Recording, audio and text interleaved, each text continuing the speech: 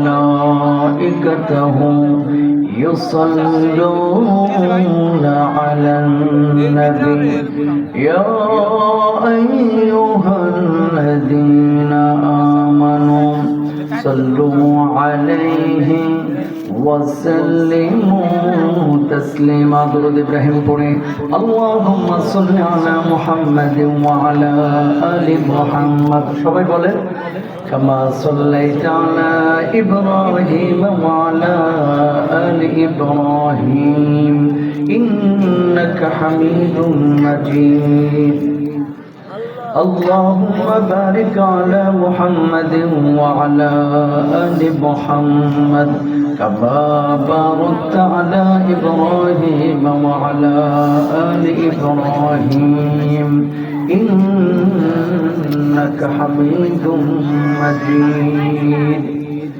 আমার যখন ফুরাব দিন আসবে গহীন রাতে আমার যখন ফুরাব দিন আসবে গহীন রাতে থেকো প্রভু জীবনে হয়ে চিরসাথী আসবে গহীন রাতে লা ইলাহা ইল্লাল্লাহ সবাই বলি লা ইলাহা ইল্লাল্লাহ লা ইলাহা ইল্লাল্লাহ সবাই বলি লা ইলাহা ইল্লাল্লাহ লা ইলাহা ইল্লাল্লাহ মুহাম্মাদুর রাসূলুল্লাহ সাল্লাল্লাহু আলাইহি ওয়াসাল্লাম। রক্ষিত জামে মসজিদের উদ্যোগে আজকের এই ওয়াজ মাহফিলে উপস্থিত সম্মানিত সভাপতি আমার অত্যন্ত শ্রদ্ধার ভালোবাসার মহব্বতের জনাব মোহাম্মদ মজনু মিয়া সাহেব,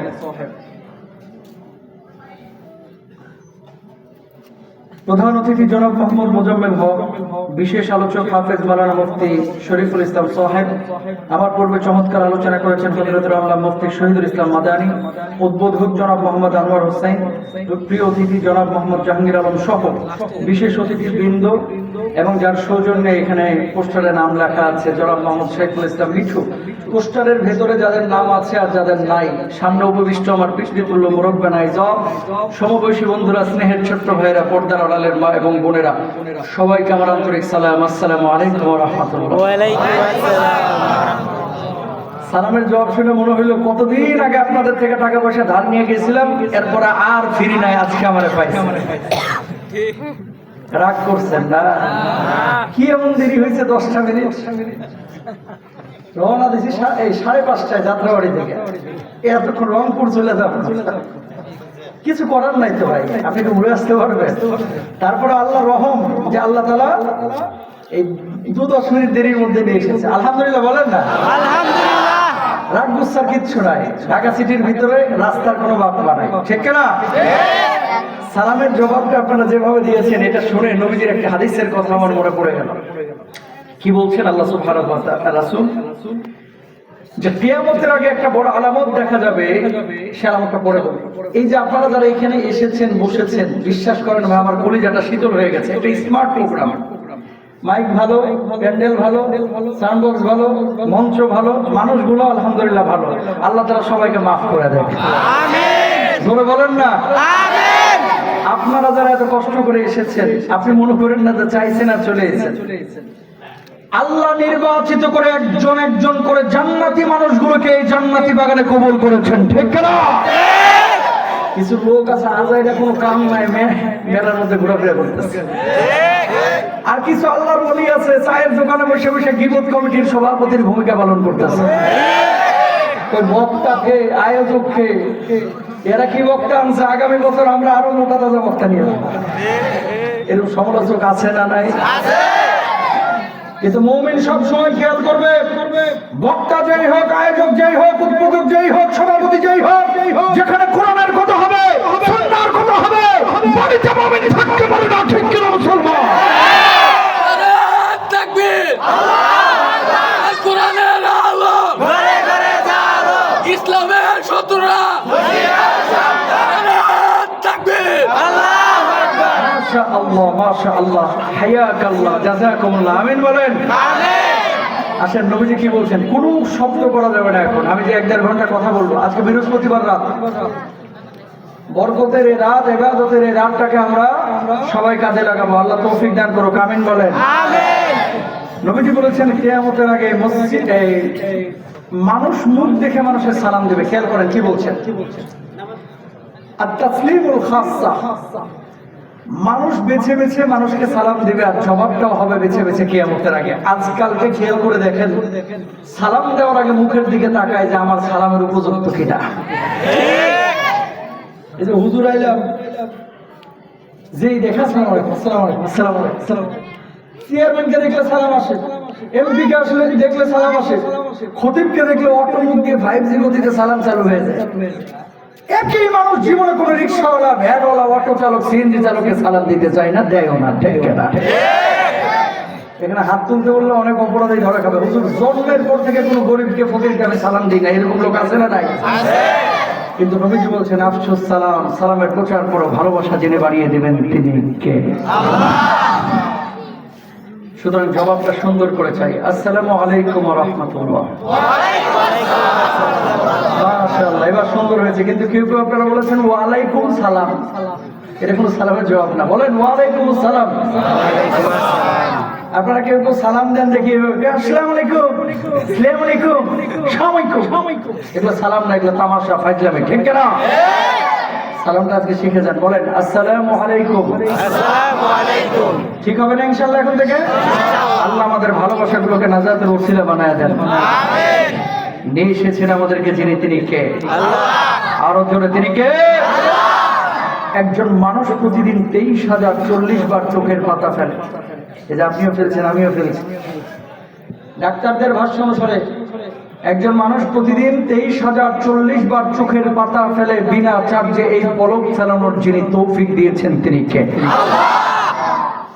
একটা হৃৎপিণ্ড আল্লাহ আপনাকে দিয়েছে, যে হৃৎপিণ্ডটা প্রতিদিন 1 লক্ষ বারের বেশি স্পন্দন দিচ্ছে। যেদিন আপনার হৃৎপিণ্ডের স্পন্দন বন্ধ হয়ে যাবে, আপনার নামের শুরুতে মরহুম বসে যাবে, মানুষ আপনাকে লাশ বলবে, লাশ, ঠিক না? পেটের মধ্যে গরুর গোশত, মাছ, ডিম, দুধ একসাথে খাচ্ছেন, হজম কেমনে হয়? এই পেটটার মধ্যে আল্লাহ তাআলা প্রতিদিন 2 লিটার অ্যাসিড উৎপাদন করছে, যে অ্যাসিডটা আপনার খাবারটাকে অটো প্রক্রিয়ায় হজম করতেছে। সুবহানাল্লাহ বলেন। একজন মানুষ প্রতিদিন বেঁচে থাকার জন্য অক্সিজেন গ্রহণ করে 1.4 কিউবিক মিটার। হসপিটাল থেকে যদি এই অক্সিজেন আপনি কিনতেন, যে অক্সিজেন আল্লাহ আপনাকে ফ্রি দিচ্ছে প্রতিদিন, আমরা নিই কি অক্সিজেন, ছাড়ি কি carbon die oxide. 1.4 cubic metre oxygen 24 ঘন্টা আপনি ব্যবহার করেন। যদি আল্লাহর কাছ থেকে কিনে ব্যবহার করতেন, প্রতিদিন 24,000 টাকা বিল দেওয়া লাগতো, মাসে 7 লক্ষ টাকা। আমার কিউরিসিটি জন্মালো, 60 বছরের হায়াত পাইলে একজন মানুষ কত টাকার ফ্রি অক্সিজেন আল্লাহর থেকে নিছে?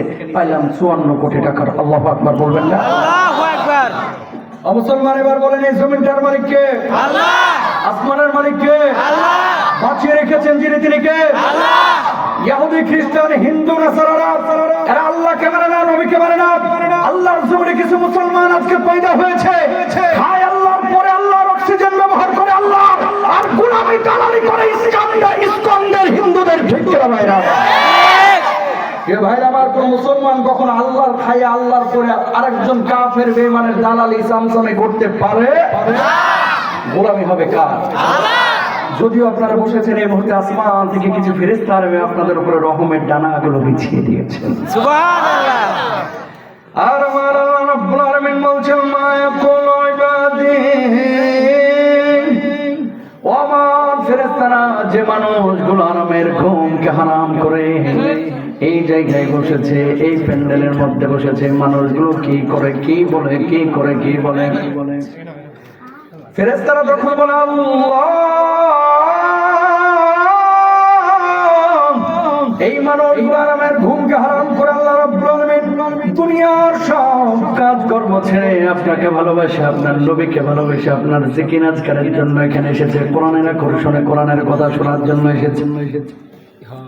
রব্বুল আলামিন তখন বলেন, হাল রাআউনি, ও আমার ফেরেশতারা এই মানুষগুলোকে কখন আল্লাহ রাব্বুল আলামিন দেখছে? ফেরেশতারা তখন বলে আল্লাহ এই মানুষগুলো কখনো আপনারা দেখে নাই, দেখাও সম্ভব না চর্মচক্ষু দিয়ে। আল্লাহ রাব্বুল আলামিন তখন বলেন মা ইয়াসআলুনি, এই মানুষগুলো আমার কাছে মূলত কি চায়? ফেরেশতারা তখন বলে আল্লাহ এই মানুষগুলো আপনার কাছে জান্নাত কামনা করে, আল্লাহ এই মানুষগুলো আপনার কাছে জাহান্নামের আযাব থেকে মুক্তি চায়। আল্লাহ রাব্বুল আলামিন তখন জবাব দেন উশহিদতুকুম গফারতু লাহুম, ও আমার ফেরেশতারা তোমরা সাক্ষী থাকো আমাকে ভালোবেসে, কোরআনকে ভালোবেসে, নবীকে ভালোবেসে যে মানুষগুলো দুনিয়ার সব কাজ কর্ম ছেড়ে কোরআনের ময়দানে বাগানে ফিরে এসেছে, আমি আল্লাহ রাব্বুল আলামিন ওই মানুষগুলোর জীবনের গুনাহ খাতাগুলো মাফ করে দিলাম। সুবহানাল্লাহ। আরো আস্তে কোন গুনাহ হবে? সুবহানাল্লাহ। জোরে বলেন সুবহানাল্লাহ। সুবহানাল্লাহ। এই ক্ষমার জন্য ক্ষমার আশা নিয়ে 1-1.5 ঘন্টা বসবো না ইনশাআল্লাহ? ইনশাআল্লাহ। হাতটা তুলেন দেখি কে কে থাকবেন। লিল্লাহি তাকবীর, লিল্লাহি তাকবীর। কোরআনের মাহফিলগুলোকে শুধু মাহফিল মনে করবেন না, কোরআনের একটা ক্লাস মনে করবেন। ইনশাআল্লাহ বলেন না সবাই? ইনশাআল্লাহ। কিছু মাহফিল আছে 2 গল্পে 1.5 ঘন্টা শেষ, কিছু মাহফিল আছে বাবার গল্প, খাজার গল্প, মাজারের গল্প, বাঁশখোটের গল্প, বাঘ ভাল্লুকের উল্লুকের গল্প বলে শেষ। আমরা কোরআনের ময়দানে এসেছি কোরআনের কথা শোনার জন্য, ঠিক না? একটি আয়াত তেলাওয়াত করেছি আপনাদের সামনে, যে আয়াতটি হচ্ছে সূরা আল বাকারার 245 নম্বর আয়াত। এই আয়াতের আলোকে আজকে কথা হবে। তার আগে বলি, নাড়াচাড়া, চুলকা চুলকি, বাদাম খাওয়া, বিড়ি খাওয়া, সিগারেট খাওয়া এগুলো আমরা কেউ করবো না। কত নীরব হয়ে অন্তত কিয়ামতের মাঝে বলতে পারবো আল্লাহ ডাক্তার হয়েছি, ইঞ্জিনিয়ার হয়েছে, অন্তত তোমার একদিন কোরআনের দর্শে বসেছিলাম 1.5 ঘন্টা, আল্লাহ চাইলে মাফও করে দিতে পারেন, ঠিক না? কি বলেছেন আল্লাহ সুবহানাহু ওয়া তাআলা? খেয়াল করেন, দুনিয়ার জিন্দেগিতে মানুষ যখন বিপদে পড়ে যায় মানুষের কাছে হাত পাতে, কেউ টাকার সংকটে, কেউ খাবার দাবারের সংকটে, কেউ রাস্তাঘাটের সংকটে, কেউ টিউবওয়েলের সংকটে। পৃথিবীতে এমন কোনো মানুষ নাই যার কোনো সংকট নাই। বিল গেটসেরও কিন্তু সংকট আছে, কথা বলেন নাই? দুনিয়ার কোনো সংকট না, চিন্তা করতেছে মহাকাশটা কবে জয় করবো। যে মানুষটা টাকা নেওয়ার চিন্তা টাকা, যে মানুষটার পানি নাই সে মানুষটার চিন্তা পানি, যে মানুষটা ভিক্ষা করে খায় ওর চিন্তা হচ্ছে 3 বেলা পেটের মধ্যে ভাতটা কেমনে দেবো, ঠিক না? এখানে এমন কোনো মানুষ আপনি পাবেন না যে মানুষটা বলবে যে হুজুর আমার জীবনে কোনো বিপদ আপদ নাই, যদি বলে জানতে হবে আবু জাহেলের খালাতো ভাই। কথা কন না কেন? কারণ মুমিন যদি হয় তাকে বিপদে পড়তে হবে। কি বলছেন আল্লাহ তাআলা? বাপ মা যদি সন্তানের কাছে কোনো জিনিস চায়, সন্তান বাপ মাকে খুশি করার জন্য সেটা দেয়, যদি সুসন্তান হয় হুজুর ঋণ করে হলো বাপ মাকে খুশির জন্য এটা কিনে দেবে। আর যার কুসন্তান পকেটে 500 টাকা থাকলেও বাপ মাকে দিতে চায় না, মিছা কথা কয় আম্মা টাকা নাই, কুলাঙ্গার, ঠিক না? আল্লাহ রাব্বুল আলামিন যদি আপনার কাছে কোনো জিনিস চায়, আপনি বলেন হুজুর ছেলে চাইলে দিব, বউ চাইলে দিব, বাপ মা চাইলে দিব। আল্লাহ যদি আমার কাছে চায়, কি বলেন, জীবনটাও যদি চায় আল্লাহর জন্য সে জীবনটাও আমি দিয়ে দিব, ঠিক না? কি বলছেন আল্লাহ? 2টা জিনিস আপনার কাছে এখানে চেয়েছেন। 1 নাম্বার, রাব্বুল আলামিন কি বলছেন খেয়াল করেন, মান যাল্লাযী ইউকরিদুল্লাহা করদান হাসানান ফায়ুদাইফাহু লাহু আদআফান কাসীরা ওয়াল্লাহু ইয়াকবিদু ওয়া ইয়াবসুতু ওয়া ইলাইহি তুরজাউন।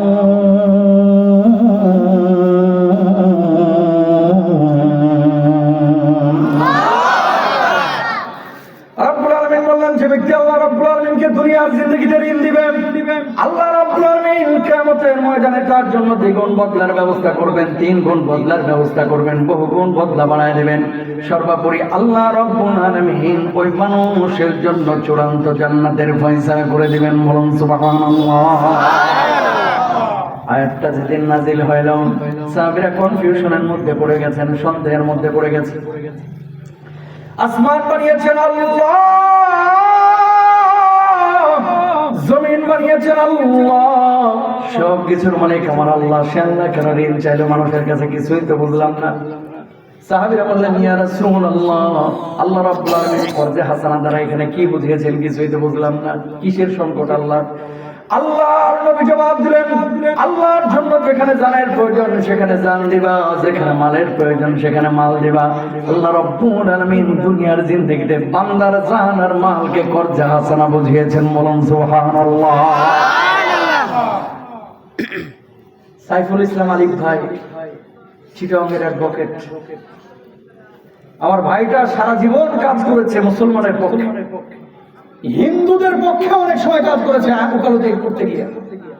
অথচ এই ভাইটাকে কাফেরের বাচ্চারা কালকে জবাই করে হত্যা করেছে। ঠিক কিনা মুসলমান? আজকে সতর্ক যদি মুসলমান না হন, তাকান। নবীজি বললেন আয়াতে কারিমার মাধ্যমে, যেখানে আল্লাহর জন্য জানের প্রয়োজন সেখানে জান দিবা, যেখানে মালের প্রয়োজন সেখানে মাল দিবা। অন্য হাদিসে নবীজি বলছেন কিয়ামতের আগে মসজিদে মুসল্লি বাড়বে কিন্তু ইমানদারের সংখ্যা কমে যাবে। আজকের মুসলমানের সংখ্যা কত বেড়েছে, মুসল্লির সংখ্যা বেড়েছে, দাড়িওয়ালা টুপিওয়ালার সংখ্যা বেড়েছে, আব্দুল করিম আব্দুর রহিমের সংখ্যা বেড়েছে, আসল মুসলমানের সংখ্যা কমে গেছে। ঠিক না ভাইরা? কেন বললাম এই কথাটা? এদেশে হিন্দুরা ভালো আছে না খারাপ আছে? জোরে বলেন তো। 5ই আগস্টের পরে মন্দির পাহারা দিয়েছিল আমাদের মাদ্রাসার ছাত্ররা। ফজরের নামাজ মন্দিরের সামনে রাস্তায় মাদুর বিছিয়ে চাদর বিছিয়ে পড়েছিল। ঠিক কিনা ভাইরা আমার? আমরা কখনো হিন্দুদেরকে আঘাত করতে বলি নাই, কখনো মন্দিরে আঘাত করতে বলি নাই। আমরা তাদের মন্দির পাহারা দিয়েছি। আর এই জালেমগুলো আমাদের মসজিদ কালকে চিটাগংয়ে ভেঙে আমার আলিফকে জবাই করেছে। বিচার যদি না হয় এদেশের পরিস্থিতি আর বিচার করবে। ঠিক কিনা ভাইরা? এটা আপনার ইমানের দাবি, আমার ইমানের দাবি। আল্লাহর জন্য যেখানে জানের প্রয়োজন সেখানে জান দিবেন, যেখানে মালের প্রয়োজন সেখানে মাল দিবেন। আয়াতটা নাযিল হলো, সাহাবীরা বুঝে গিয়েছে। ইবনে কাসির রাহিমাহুল্লাহ চমৎকার করে ব্যাখ্যা করছেন কিয়ামতের ময়দানে এমন কিছু মানুষ আল্লাহ রাব্বুল আলামিনের আদালতে দাঁড়াবে যে মানুষগুলোর চোখগুলো ঘর্মাক্ত থাকবে, কপালটা ঘর্মাক্ত থাকবে। চিন্তার মধ্যে পড়ে যাবে। আল্লাহ রাব্বুল আলামিন তখন বলবে ফেরেশতারা, এই মানুষগুলোর আমলগুলো চেক করো। ফেরেশতারা তখন বলবে আল্লাহ, এই মানুষগুলো দুনিয়ার জিন্দেগিতে আপনারা ঋণ দিয়েছিল। রাব্বুল আলামিন তখন বলবেন ফেরেশতারা, এই মানুষগুলোর জন্য আমি আল্লাহ রাব্বুল আলামিন বিনা হিসাবে জান্নাতের ফয়সালা করলাম। সুবহানাল্লাহ। সুবহানাল্লাহ। মানুষগুলো অবাক হয়ে যাবে, বলবে আল্লাহ, দুনিয়ার জিন্দেগিতে কি এমন কাজ করেছিলাম যার জন্য আজকে জান্নাতের ফয়সালা করলেন? বিনা হিসাবে জান্নাত কিছুই তো বুঝলাম না। আল্লাহ রাব্বুল আলামিন তখন বলবেন, দুনিয়ার জিন্দেগিতে যেখানে জানের প্রয়োজন জান দিয়েছিলে, মালের প্রয়োজন মাল দিয়েছিলি, আমি আল্লাহর জন্য বুকের রক্ত দিয়েছিলি, আমি আল্লাহর জন্য মসজিদ নির্মাণ করেছিলি, আমি আল্লাহর জন্য একজন মানুষের সেবা দিয়েছিলি, আমি আল্লাহর জন্য একজন অভুক্ত মানুষকে খাবার দিয়েছিলি, আমি আল্লাহর জন্য একজন অভুক্ত মানুষের জন্য পানির ব্যবস্থা করেছিলি, আমি আল্লাহর জন্য একজন মানুষের হাঁটা চলাচলের রাস্তা নির্মাণ করে দিয়েছিলি, আমি আল্লাহ রাব্বুল আলামিন এগুলোকে কর্জে হাসানা হিসেবে গ্রহণ করেছি। আর তার বদলা হিসেবে আমি আল্লাহ রাব্বুল আলামিন তোদের জন্য চূড়ান্ত জান্নাতের ফয়সালা করে দিয়েছি। মানুষের জন্য কাজ করা, মানুষকে পানি খাওয়ানো, খাবার খাওয়ানো, মানুষের জন্য রাস্তা বানানো, মসজিদ বানানো, যেখানে প্রয়োজন টাকা দিবেন আল্লাহর জন্য, যেখানে প্রয়োজন বুকে রক্ত দেওয়ার সেখানে রক্ত দিবেন, যেখানে প্রয়োজন গুলির সামনে বুক পাতা দরকার সেখানে বুক পেতে দিবেন। আবু সাঈদের মতো আল্লাহ রাব্বুল আলামিন আপনার জন্য চূড়ান্ত জান্নাতের ফয়সালা করবেন। সুবহানাল্লাহ। নবীজি বললেন কি? মুসল্লি বাড়বে কিন্তু ইমানদারের সংখ্যা কমে যাবে। আজকে খেয়াল করেন তো ভাই, আপনার এলাকাতেও আছে কিনা জানি না, সামনের কাতারে নামাজ পড়ে কপালে 6 ইঞ্চি কালো দাগ পড়ে গেছে, মাগার সুদের মায়া এখনো ছাড়তে পারলো না। কথা কোন আছে না? জুমার নামাজে সবার আগে মসজিদে হাজির হয়, অথচ ছেলের সরকারি চাকরির জন্য 14 লাখ টাকা ব্যাংকে রেখে দিচ্ছে। কথা কয় না। সামনের কাতারে নামাজ পড়তেছে, নিজের বউ পর্দা করে না, মেয়ে পর্দা করে না। 15টা বছর হাজার হাজার আলেমদেরকে জেলখানায় আবদ্ধ করা হয়েছিল, কোনোদিন কথা বলে নাই। আর এদের এই যে হিন্দু হিন্দু প্রভু প্রভু, এই যে ইসকনের এই বদমাইশটাকে কালকে যে অ্যারেস্ট করা হয়েছে পরশুদিন, এর পক্ষ নিয়ে অনেক মুসলমান নাচানাচি করতেছে। কেন জামিন দেওয়া হচ্ছে না কথা বলতেছে। আল্লাহ যেন তোদের হাসরটাও ওই হারামখোর হিন্দুদের সাথেই করেছে। আছে না নাই? জোরে বলেন। তাকান এবার, আয়াতটা যেদিন নাযিল হইল, পরবর্তী দিন আবু বকর সিদ্দিক রাদিয়াল্লাহু তাআলা গিয়েছে এই মদিনার একটা বাজারে। মদিনায় আবু বকর বাজারে কোণার মধ্যে দাঁড়ায় রয়েছে। ইহুদি কোণা থেকে এসে বলতেছে, কি গো আবু বকর, শুনলাম তোমার নবীর উপরে নাকি একটা আয়াত নাযিল হয়েছে, তোমার আল্লাহ নাকি মানুষের কাছে ঋণ চাইছে।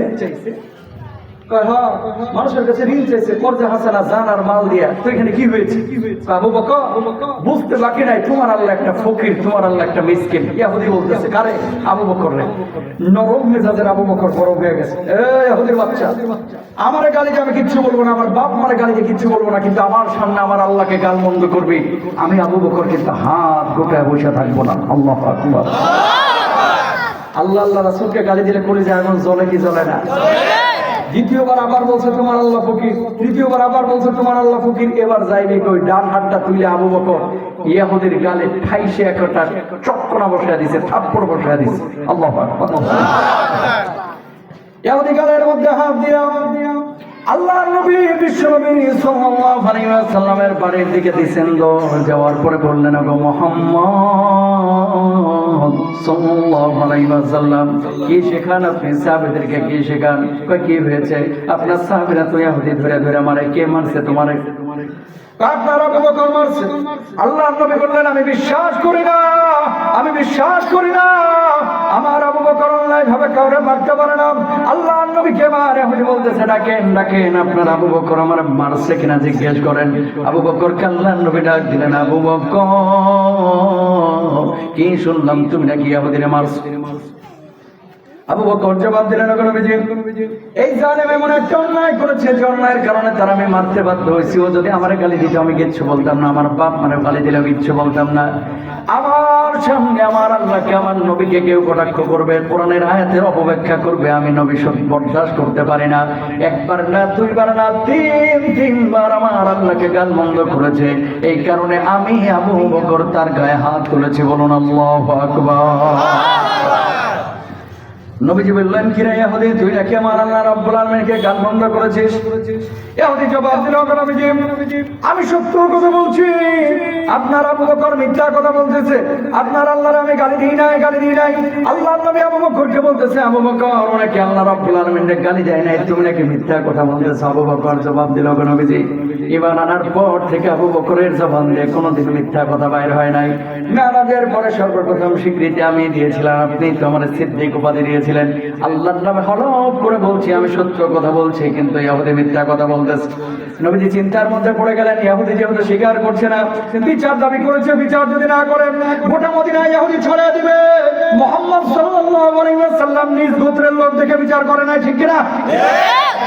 নিজের লোক দেখে বিচার করে নাই, আবু বকর রে ছাড়িয়ে দিচ্ছে এমনি এমনি। নবীজি চিন্তার মধ্যে পড়ে গেলেন, কি করবেন? কতক্ষণ পরে বলতেছে, আবু বকর সাক্ষী ছিল না ওই জায়গায় দু একজন? ইয়া রাসূলুল্লাহ, ছিলাম আমি, আর দেখেছেন আল্লাহর কোনো সাক্ষী ওখানে ছিল না। নবীজি চিন্তা করলেন যে বিচার না করলে তো বিপদ। আবু বকর কিছু মনে করে না, যেভাবে তোমার থাপ্পড় মারছে এইভাবে একটা থাপ্পড় ইহুদি মারা দেখ সদ্বোধ হয়ে যাক। আবু বকর জবাব দিলেন, ইয়া রাসূলুল্লাহ, ইয়া রাসূলুল্লাহ, আল্লাহরে গালি দিয়েছে ওই জন্য তার আমি আঘাত করেছি, এটা যদি আমার অন্যায় হয়ে থাকে, ইহুদি আমার থাপ্পড় কেন?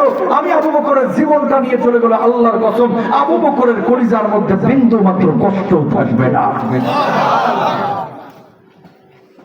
আল্লাহ নবী ইহুদিকে ডাক দিলেন, ইহুদি, যেইভাবে আবু বকর থাপ্পড় মেরেছে সেইভাবে একটা থাপ্পড় মেরে যে সদ্বোধ হয়ে যাক। এবারে ইহুদিরই হচ্ছে আজকে তোর একদিন কি আমার একদিন। ওই সে থাপ্পড় মারবে আবু বকরের গালে।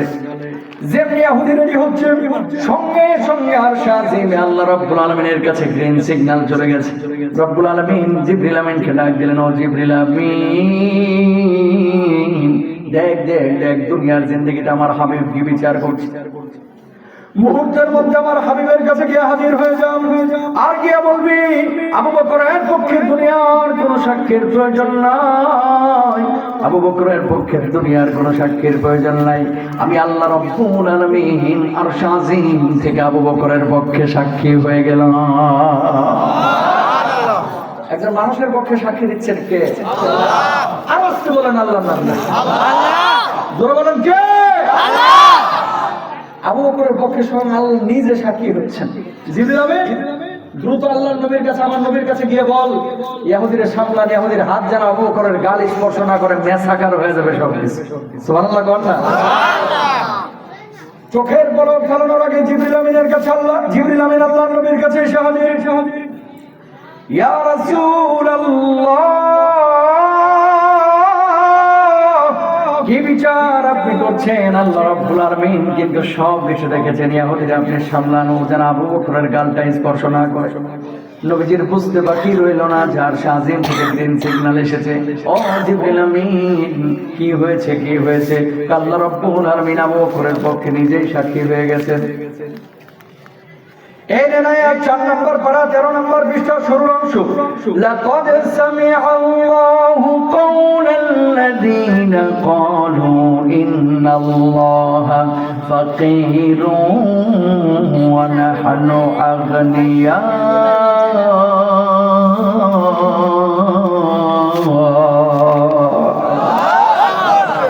রব্বুল আলামিন যার কথা শুনেছেন যে আমার আল্লাহকে ফকির মিসকিন বলে গালি দিয়েছে আমার আল্লাহ ফকির না আমার আল্লাহ মিসকিন না যারা আল্লাহ রব্বুল আলামিনকে কটাক্ষ করে নবীকে কটাক্ষ করে গালমন্দ করে কুল কায়নাতে সবচেয়ে বড় বড় ফকির মিসকিন কাঙ্গাল হারামখোর তারাই ঠিক কেনা আবু বকর আপনার আমার সাথে নামাজ কম পড়তো না বেশি না আমাদের দেশের কিছু লিডার তো প্রতিদিন 80 রাকাত তাহাজ্জুদ পড়ে কত রাকাত 80 রাকাত জোরে কোন কত 80 রাকাত যেদিন এই কথা বলছে লিডার যে 80 রাকাত তাহাজ্জুদ প্রতিদিন পড়ি আমার আবু বকরের কথা মনে পড়েছে তার মানে আবু বকর দিলে তার মনে হচ্ছে ইবাদত কম করত সেদিন ইবলিসও মনে হয় দাঁত কেলায় হাসছিল যে আমার মিথ্যা কয় কি ঠিক না এটা কি বিশ্বাসযোগ্য ভাই 80 রাকাত তাহাজ্জুদ পড়া সম্ভব একদিন পড়া যাইতে পারে কিন্তু রেগুলার নিয়মিত নামাজ পড়ে আর আপনাদের রাবিয়া বসরি আপনাদের এলাকার একজন রাবিয়া বসরি আছে না মানিকগঞ্জের এই পাশে সিয়াসিটার সব কিতাবের মুখস্থ কিন্তু গান কোথায় হারাম এটা টাটকা শয়তানটা খুঁজে পায় না ঠিক কিনা ভাই সব কিতাব মুখস্থ মুসলমান নামাজ পড়া যেমন ফরজ রোজা যেমন ফরজ হজ যাকাত যেমন ফরজ আল্লাহ রাসূলের ইজ্জত সম্মান রক্ষা করা তেমনি ফরজ ঠিক কিনা কয়জন মুসলমান রক্ষা করে এগুলা এখনকার মুসলমানরা 5টা জিনিসকে মানুষ ইসলাম মনে করে খেয়াল করে নামাজ পড়ে রোজা করে হজ করে যাকাত দেয় তাকান আজকে যে কথাগুলো বলবো কলিজার মধ্যে লিখে নিয়ে যাবেন নামাজ রোজা হজ যাকাত যেই কোরআন আল্লাহ ফরজ করেছে সেই কোরআনুল কারীমে আল্লাহ তাআলা সুদকে হারাম করেছে ঘুষকে হারাম করেছে আল্লাহর জমিনে আল্লাহর আইন বাস্তবায়নের জন্য ফরজ করে দিয়েছে ঠিক কিনা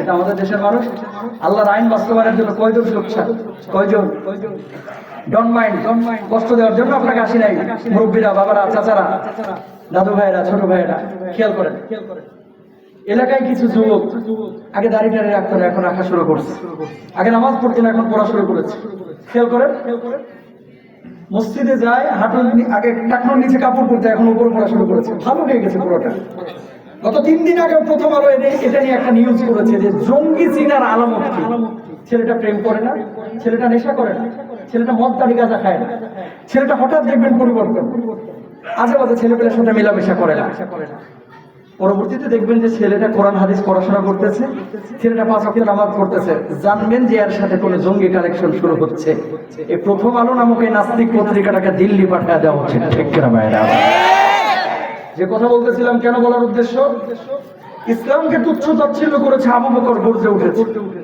আমার এলাকার যুবকরা দাড়ি রাখা শুরু করে ফাঁকা লাগবে না বাবা বসো যুবকরা দাড়ি রাখা শুরু করে টাকনোর উপরে কাপড় পরা শুরু করে কিছু চাচা চায়ের দোকানে বসে থাকে আর বাঁকা চোখে এমনি থাকে কিরে জামাত শিবিরে যোগ দিছস কিনা কথা কোন ঠিক কিনা আগে বোরকা টোরকা পড়তো না মরিয়ম ভাবি এখন বোরকা পড়া শুরু করেছে কি গো ভাবি উমরা টোমরা করে এলা নাকি পুরা গেট আপ দিয়েছে লোক আছে না নাই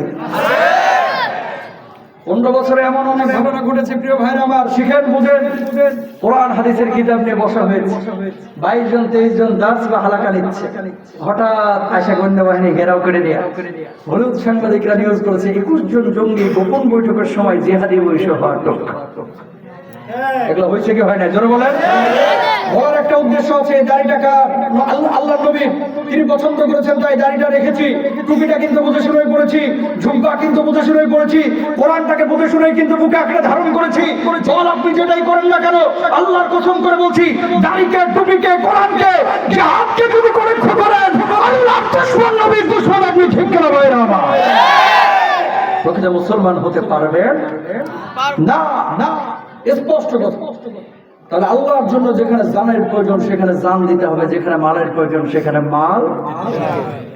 400 বছর ক্ষমতায় ছিল, প্রথম 400 বছর একটা দিনের জন্য নমরুদ নিজেকে খোদা দাবি করে না। প্রথম 400 বছর একদিনও খোদা দাবি করে না। 400 বছর পরে সুখে থাকলে ভূতে গিলাই না, শয়তানে লানা দেওয়া শুরু করলো। বাবা আপনি রাষ্ট্রনায়ক, আপনি খাওয়ান, আপনি পড়ান, নিজের খোদা দাবি করতেছেন না কেন? আশপাশের কিছু লোক এরকম পান দিল, নমরুদ বলতেছে কথা তো মন্দ করছে নাই, 400 বছর আমি খাওয়াচ্ছি পড়াচ্ছি, তো আমি তো প্রভু, আমি তো খোদা, আমার মান খোদা। সব বলতেছে বাবা আপনি খোদা, একদিকে বাবা আর একদিকে খোদা। নাউজুবিল্লাহ বলবেন না? পরবর্তী দিন ইব্রাহিম নবীর খবর আসলো, সব মানুষ আপনারা তো প্রভু মানলো, একজন মানুষ তো আপনারা প্রভু মানে না। কয়েন নামটা কি? কয় ইব্রাহিম। ধরে নিয়ে আই। ইব্রাহিম আলাইহিস সালাতু ওয়াস সালামকে পাকড়াও করে নিয়ে আসা হলো। ইব্রাহিম কি শুনলাম, তুমি নাকি আমার প্রভু মানতেছ না, খোদা মানতেছ না, সমস্যাটা কোথায়? জান কিন্তু থাকবে না। ইব্রাহিম নবী জবাব দিল, আমার খোদা তো তুমি হইতে পারো না, আমার খোদা তো একজন আছে, তিনি আবার কে? إذ قال إبراهيم ربي الذي يحيي ويميت।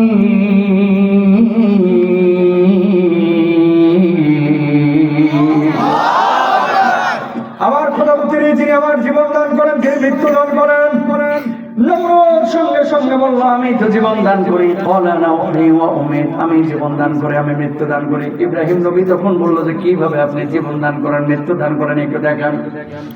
নমরুদ সঙ্গে সঙ্গে জেলখানা থেকে 2 জন কয়েদি বের করলো, একজনকে জামিনে মুক্তি দিয়ে দিল, আরেকজনকে হত্যা করলো।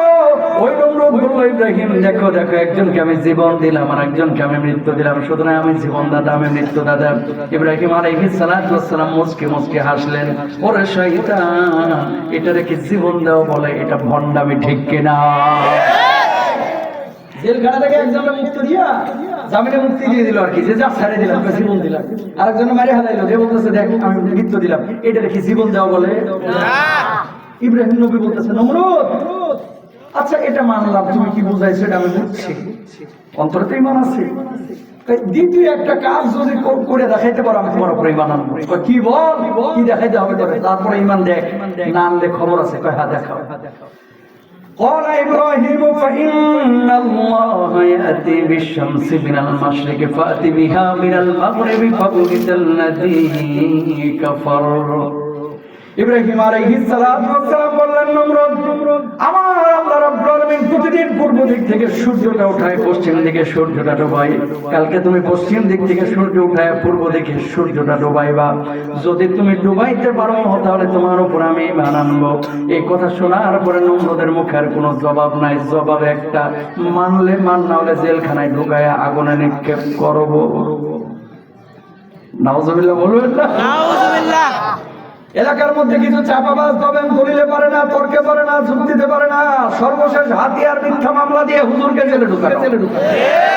কথা কয় না, দলিলে নাই, তর্কে নাই, যুক্তিতে নাই, অথেন্টিক কোনো কথাবার্তা পারে না, কিন্তু মিথ্যা কথাগুলো সাংবাদিকদের সামনে এত সুন্দর করে গুছায় গুছায় বলে যেন গত রাতে জান্নাত থেকে পালায় আসছে। আসছে না? নবীজি এই জন্য বলেছে মসজিদে মুসল্লি বাড়বে। কালকে জুমার দিন আপনার এলাকার মসজিদে দেখবেন কোন কোন মসজিদে ছাদেও জায়গা নাই। এই মানুষগুলো আবার বের হয়ে কাফের মুশরিকদের সাথে কাঁধে কাঁধ মিলিয়ে আল্লাহর আইনের বিপক্ষে অবস্থান নেয়, ঠিক কিনা ভাই? আপনি যেই হন না কেন, দল যেটাই করেন, আপনার আকাঙ্ক্ষা থাকবে যে জমিনে কোরআনের আইন বাস্তবায়ন করা। আচ্ছা এই জমিনে যদি কোরআন থাকে লাভ না ক্ষতি? সত্যি করে বলেন তো, সবাই একমত তো? কি লাভ শুনেন? শুধু কোরআন হাদিসের কথা বললে মানুষ অনেক সময় বুঝে, অনেক সময় বুঝে না। দুনিয়ার একটা মিসাল দিই, আমার উজবেকিস্তান সফর ছিল গত 2-3 বছর আগে। উজবেকিস্তান সোভিয়েত ইউনিয়নের একটা দেশ, আরবের কথা বলতেছি না, সোভিয়েত ইউনিয়নের কথা বলতেছি। আমি ইমাম বুখারী রাহিমাহুল্লাহর কবরটা জিয়ারত করলাম বুখারায়। কবর জিয়ারতের পর আমি সামারকান্দে এসেছি। সামারকান্দ একটা ঐতিহাসিক এলাকা। জোহরের নামাজে পড়ার জন্য একটা মসজিদে ঢুকলাম। ঢোকার পরে দেখতে পেলাম সমস্ত মুসল্লিরা মোবাইল ফোন মানি ব্যাগ পেছনে রেখে সামনে নামাজ আদায় করতেছে। হাজার হাজার মোবাইল মানি ব্যাগ সব পেছনে রেখে সামনে নামাজ আদায় করতেছে। চিন্তা করলাম নামাজে কি খুশুখুজু নষ্ট হয়? এই নামাজিদের মোবাইলের ব্যাটারি চার্জ শেষ নাকি, এই জন্য পেছনে মোবাইল রেখে গেছে? পরে বুঝলাম না, নামাজে খুশুখুজু নষ্ট হবে এই জন্য মোবাইল ফোন পেছনে রেখে সামনে নামাজ আদায় করতেছে সবাই। নামাজ শেষে দেখলাম যার যার মোবাইল মানি ব্যাগ শেষে নিয়ে চলে গেল। কেউ কারো মোবাইল মানি ব্যাগের দিকে তাকাইলো না, ধরলো না, মানে এই কোনো সিম প্রিন্টও হলো না। আমাদের বাংলাদেশে চিন্তা করলাম আল্লাহ বাঁচাইছে যে এই সামারকান্দের এই মসজিদটা এখানে না হয়ে ঢাকার গুলিস্তানে অথবা যদি মানিকগঞ্জের মোড়ে মসজিদটা হইতো তাহলে কি অবস্থা হইতো আল্লাহ ভালো জানে। ঠিক কিনা ভাইরা? আর টিভিতে আমি লাইভ করি রোববার সোমবার, আপনারা জানেন। একদিন একটা প্রশ্নের আলোকে আমি বলছি দামি জুতা নিয়ে মসজিদে যাই না, নামাজ হবে না। তো ফট করে শ্রোতা বলতেছে, হুজুর এই মাসালা থেকে দিলেন আপনি, দামি জুতা নিয়ে নামাজ হবে না মানে কি? আমি বললাম নিয়ে যাবেন 2600 টাকার জুতা, পেছনে রেখে হাত বাঁধবেন, সূরা ফাতিহার পরে খালি অ্যাপেক্স জিকির করবেন। কথা কন না কেন? দামি জুতা নিয়ে ম্যাক্সিমাম নামাজি আতঙ্কিত থাকে, যা আছে না মামুরা নিয়ে চলে গেছে। ঠিক না? সামারকান্দের ওই মসজিদে মানিব্যাগে কেউ হাত দিল না, মোবাইল ফোনে কেউ হাত দিল না। আর আমার বাংলাদেশে মসজিদের জুতা, মুসল্লির জুতাও নিরাপদ না। ঠিক কিনা ভাইরা? রংপুরে মাহফিলে গিয়ে এক বাথরুমে ঢুকছি, বাথরুমের বদনার গলা ভাঙা, ভাঙা বদনার গলায় শিকল পেছে। কথা বুঝতে পারছেন? হাসির কথা না, চূড়ান্ত বাস্তব কথা বলতেছি। কোরআনটা থাকলে লাভটা কি? কষ্ট হচ্ছে না তো আপনাদের? কোরআনটা থাকলে লাভটা কি? দেখেন, ওরা mobile phone money bag iPhone পেছনে রেখে নামাজ পড়ে, কেউ কারো মোবাইল মানি ব্যাগের দিকে তাকায় না। আর আমার দেশে বাংলাদেশে বাথরুমের ভাঙা বদনাম নিরাপদ না। কথা কর। আপনাদের এখান থেকে মাত্র 30-32 কিলো হবে বাইতুল মুকাররম মসজিদ। দক্ষিণ গেটে যায় নিচের বাথরুম গুলো টুকায় দেখেন, বাথরুমের একটা লোহার সিটকেনি নাই। যে দেশের মধ্যে বাথরুমের জুতা, বদনা, লোহার সিটকেনির লোক মুসলমান সামলাইতে পারে না, এই দেশ নিয়ে বেশি সম্ভাবনা হয়তো আমরা দেখতে পারি না। ঠিক কিনা? তবে সম্ভাবনা যখন আমরা দেখতে পাই, যখন এই জমিনে আল্লাহর আইন বাস্তবায়ন হবে, চুরি থাকবে না, ডাকাতি থাকবে না, জেনা থাকবে না, কানাডায় বেগম পাড়ায় টাকা পাচারকারীও থাকবে না। ঠিক কিনা ভাইরা? বন্ধ হবে কবে? হবে না। দুনিয়ার কোন তন্ত্র মন্ত্র দিয়ে পৃথিবীতে শান্তি কায়েম করা যাবে না। যাবে না। এ ভাইরা আমার খেয়াল করেন, আল্লাহ নবী বিশ্ব নবী সাল্লাল্লাহু আলাইহি ওয়াসাল্লামের সামনে শুধু মুসলমানরা যে বসে থাকতো, বিষয়টা কিন্তু এরকম না। বাবারা ফ্ল্যাশ বন্ধ করো, ফ্ল্যাশ, কথা বলো না, ফ্ল্যাশ বন্ধ করো। আল্লাহ নবীর সামনে সব সময় যে সাহাবীরা বসে থাকতো, বিষয়টা কিন্তু এরকম ছিল না। কখনো কখনো কাফেররাও এসে নবীদের মাহফিলে বসতো, মজমায় বসতো। এমন একজনের নাম ঈমান তখন আনে নাই, আমর ইবনে আস। আল্লাহ নবীর সামনে মজলিসে এসে বসে থাকে। সাহাবীরা হাতটা ধরে বলে, কি মিয়া ঈমান আনো না, কিন্তু নবীর সামনে বসে থাকো কেন? ওনার কথাগুলো শুনলে ভালো লাগে, কোরআনের আয়াতগুলো শুনলে ভালো লাগে। যখন তেলাওয়াত করে, যখন কথা বলে, তখন সাধারণ কোনো কথা মনে হয় না, যেন মুখ থেকে এক একটা মুক্তার দানা বাইর হচ্ছে। বলুন আল্লাহু আকবার। ঈমান আনে নাই, কাফের অবস্থায় তারপরে নবীর সামনে বসে থাকে। আরেকজন সাহাবীর নাম হচ্ছে আব্দুল্লাহ আব্দুল বাজাদাই, নবীর সামনে এভাবে এসে বসে থাকে। ঈমান আনেন নাই। সাহাবীরা বলছেন, কেন বসে থাকো? কই সামনে বসে থাকলে ভালো লাগে, ওনার চেহারাটা দেখলে ভালো লাগে। আপনার আমার পেয়ারা নবী দেখতে অনেক সুন্দর ছিল। প্রিয় ভাইরা আমার, ইউসুফ নবীর চেহারা দেখে হাতটা কেটে ফেলেছিল মিশরের নারীরা সৌন্দর্যে মুগ্ধ হয়ে। আমার আপনার নবীকে যদি ওই মিশরের মহিলাদেরকে এইভাবে দেখানো হতো, হাত না কলিজার উপর দিয়ে ছুরি চালায় দিত, তারা টের পাইতো না। বলুন সুবহানাল্লাহ। ভ্রু দুইটা এই যে ফাঁকা আছে আমার, এই যে ভাইজানেরও ফাঁকা। আল্লাহ নবীর ভ্রু দুইটা ছিল মিলানো এবং মোটা। চেহারাটা না একেবারে সাদা, না একেবারে লাল। দুধে আলতা মিশাইলে যেরকম কালার হয়ে যায়, আল্লাহ নবীর চেহারাটা ছিল এরকম, না সাদা, না কালো, না লাল, মাঝামাঝি বর্ণের। নবীজি যখন ঘামতেন, কপাল থেকে যেন মুক্তার দানাগুলো এক একটা ঠুকরে পড়তেছে, ঝিকঝিক ঝিকঝিক করতেছে। বলুন সুবহানাল্লাহ। দাঁতগুলো ছিল মুক্তার দানার মতো সাদা। যখন হাসতো দাঁতগুলো বাইরে হলে মনে হতো যে পূর্ণিমার চাঁদ মনে হয় আকাশ বের হয়ে বের হচ্ছে। সুবহানাল্লাহ বলেন না? আমাদের আয়েশা সিদ্দিকা রাদিয়াল্লাহু তাআলা বলছেন, নবীজির বুক থেকে নাভি পর্যন্ত একটা পশমের সরু রেখা ছিল। নবীজি তো খালি গায়ে থাকতেন না, দেখতে খুব সুন্দর লাগতো। পিঠের উপরে মোহর নবুয়তের কবুতরের ডিমের মতো একটা সিল আল্লাহ তাআলা মেরে দিয়েছে। যখন হাঁটতে বাবরি চুলগুলো যখন মাথার উপরে এভাবে দুল খেতে মনে হতো সাগরের ঢেউগুলো নবীজির চুলের উপর দিয়ে বয়ে যাচ্ছে। বলুন সুবহানাল্লাহ। কথা বলতেন আস্তে, হাঁটতেন যখন মাথাটা নিচু করে হাঁটতেন, রাস্তার মানুষ দেখলেই কাছে আসতে চাইতেন, কারণ নবীজির গা থেকে আতর ছাড়াই ঘাম দিয়ে আতরের মতো জান্নাতি ঘ্রাণ বাইরে হতো। জোরে বলেন সুবহানাল্লাহ। আব্দুল্লাহ জুলমাজাদানরে বলতেছে, ঈমান আনো না, কেন বইয়া থাকো নবীর সামনে? কই এটা বুঝাইতে পারবো না, কেন বইয়া থাকো? যদিও কাফের, ওর সামনে বসলেই কলিজাটা ঠান্ডা হয়ে যায়। আল্লাহু আকবার। আমর ইবনুল আস কাফের অবস্থায় বসায়, এমন মুহূর্তে মৌমাছির মতো গুনগুন আওয়াজ শুরু হয়ে গেছে। বুঝতে বাকি রইল না, আল্লাহ নবীর উপরে সূরা নাযিল হচ্ছে। নবীজি সাল্লাল্লাহু আলাইহি ওয়াসাল্লাম সূরা নাযিলের পরে সাহাবীদেরকে বললেন, সাহাবীরা একটি সূরা তো আল্লাহ নাযিল করলেন। সাহাবীরা বললেন, ইয়া রাসূলুল্লাহ, কি সূরা আল্লাহ রাব্বুল আলামিন আপনার উপরে নাযিল করেছে আমাদেরকে বলুন। আল্লাহর নবী বললেন, যে সূরাটি নাযিল হয়েছে আজকে, এই সূরার নাম হচ্ছে সূরা আসর। আল্লাহর নবী তেলাওয়াত করলেন, ওয়াল আসরি ইন্নাল ইনসানা লাফি খুসর ইল্লাল্লাযীনা আমানু ওয়া আমিলুস সালিহাতি ওয়া তাওয়াসাউ বিল হাক্কি ওয়া তাওয়াসাউ বিস সাবর। সব মানুষ ক্ষতির মধ্যে, আসরের সবব। চার শ্রেণীর মানুষ, যারা ক্ষতির মধ্যে নাই, যারা ঈমান এনেছে, যারা সৎকর্ম করেছে, যারা মানুষের সৎ উপদেশ দিয়েছে, যারা ধৈর্য ধারণ করেছে। আল্লাহ রাব্বুল আলামিন দুনিয়া আখিরাতে মানুষগুলোকে সফল করে দিয়েছে। বলুন সুবহানাল্লাহ। সূরাটা যখন নাযিল হইল, সাহাবীরা তো মুখস্থ করেছে। ওই কাফের আমর ইবনুল আস তখন ঈমান আনেন নাই, তিনিও মুখস্থ করে ফেলেছেন। ওই মুহূর্তে ওনার সাথে বন্ধুত্ব ছিল মুসাইলামাতুল কাযযাব, নিজের শেষ নবী দাবি করত। এই মুসাইলামাতুল কাযযাবের সাথে আমর ইবনুল আসের বন্ধুত্ব ছিল। পরবর্তী দিন মুসাইলামাতুল কাযযাবের কাছে গিয়েছে আমর ইবনুল আস, ঈমান আমি আনি নাই, কিন্তু একটা সূরা নাযিল হয়েছে, এই সূরাটা আমি মুখস্থ করেছি। মুসাইলামাতুল কাযযাবকে বললেন, মুসাইলামারে, মুহাম্মদ সাল্লাল্লাহু আলাইহি ওয়াসাল্লামের উপর একদিন দুই দিন পর আয়াত নাযিল হয়, সূরা নাযিল হয়, তোর উপরে কেন নাযিল হয় না? অমনি মুসাইলামাতুল কাযযাব জবাব দিল, আমার উপরে সূরা নাযিল হয়, আয়াত নাযিল হয়, আমি মানুষের সামনে বলে বেড়াই না, চাপাবাজ। আউযুবিল্লাহ বলেন। আউযুবিল্লাহ। আমার উপরে সূরা আয়াত নাযিল হয়, কিন্তু আমি মুহাম্মদ সাল্লাল্লাহু আলাইহি ওয়াসাল্লাম মানুষের সামনে বলে বেড়াই না। কত বড় আল্লাহর ওলি। আমর ইবনুল আস বলতেছে, তোর সাথে আমার বন্ধুত্ব আছে, ভালো কথা।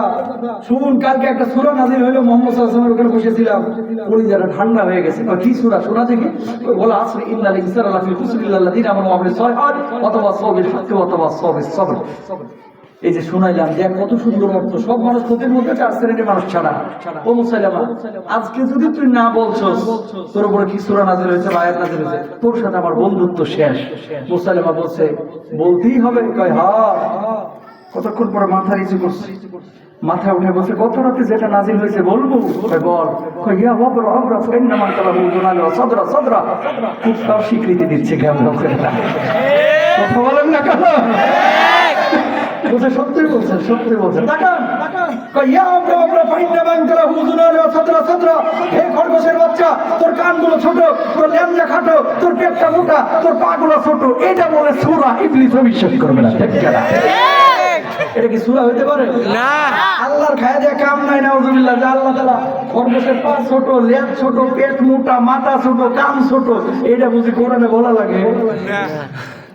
মুসাইলামাতুল কাযযাব, তাকান, শেখার আছে কিন্তু অনেক কিছু ভাই, হাজার জন্য বলতেছি না। শোনার পরে আমর ইবনুল আস তখন ঈমান আনেন নাই, মাথাটা উঠিয়ে বলতেছে, খরগোশের দৈহিক বর্ণনা এটা বুঝে সূরা নাযিল করা লাগে রে বদমাইশ। বদমাইশি করে জায়গা পাও না। আমি কাফের হতে পারি, কিন্তু হলফ করে বলছি স্রষ্টার নামে এটা সূরা হতে পারে না, এটা বানানো কালিমা। ঠিক করে বলেন। পরবর্তী দিন এসে আল্লাহ নবী বলতেছে, ইয়া রাসূলুল্লাহ, আর কতদিন ঈমানের পরে ঈমান থেকে দূরে থাকবো, আপনি কালিমা পড়ায় দেন। নবীজি কালিমা পড়ায় দিল। আমর ইবনুল আস তিনি রাদিয়াল্লাহু তাআলা তিনি মুসলমান হয়ে গেলেন। জোরে সরে বলেন আল্লাহু আকবার। আল্লাহু আকবার। এ ভাইরা আমার, কি শিখলেন এখান থেকে? মুসলমান না কাফের অবস্থায় আল্লাহর নবী স্বীকৃতি দিয়েছে নবীজি ভালো মানুষ, তিনি মিথ্যা কথা বলতে পারেন না, এটা স্বীকৃতি দিয়েছে। কিন্তু আমার দেশের মধ্যে, আমার এলাকার মধ্যে হাজার হাজার মুসল্লি এরকম আছে, দেখবেন মিথ্যা লিডারের ব্যাপারে, মিথ্যুক লিডারের ব্যাপারে স্বীকৃতি দিচ্ছে, মিথ্যুক মানুষের ব্যাপারে স্বীকৃতি দিচ্ছে। আসর থেকে মাগরিব পর্যন্ত, জোহর থেকে মাগরিব পর্যন্ত সারাদিন মিছিল করলো, লোকটার চরিত্র ফুলের মতো পবিত্র, অথচ এই লোকটা সারা জীবন চুরি করেছে, ডাকাতি করেছে, চাঁদাবাজি করেছে, মাত্র 200 টাকা 2 ঢোক কোক আর 2টা সিঙ্গাড়া। এটার কারণে ওই মৃত্যুক মানুষকে অনেকে স্বীকৃতি দেয়, ঠিক কিনা? এই মানুষগুলো কালকে তোমার নামাজে যাচ্ছে। তাহলে আল্লাহ নবী কি বললেন? ইউসবিহু রাজুলু মুমিনা ওয়া ইউমসি কাফিরা। সকালবেলায় মানুষ থাকবে মুমিন, সন্ধ্যাবেলায় হয়ে যাবে কাফের, সন্ধ্যাবেলায় থাকবে মুমিন, সকালবেলায় হয়ে যাবে কাফের। ও ভাইরা আমার, দরদের ভাইরা আমার, কলিজার টুকরারা আমার, বাপ ছিল মুসলমান, দাদা ছিল মুসলমান, এই জন্য অটো আমরা মুসলমান হয়ে গেছি, ইসলামের কদর আমরা করতে পারি না। আমর ইবনুল আসের মতো যদি ইসলাম কবুল করতাম, আব্দুল্লাহ জুলবাজাদাইনের মতো যদি ঈমান কবুল করতাম, ইসলাম কবুল করতাম, তাহলে কদর করতাম। আল্লাহর নবীর কাছে আব্দুল্লাহ জুলবাজাদাইন আসলেন, ইয়া রাসূলুল্লাহ,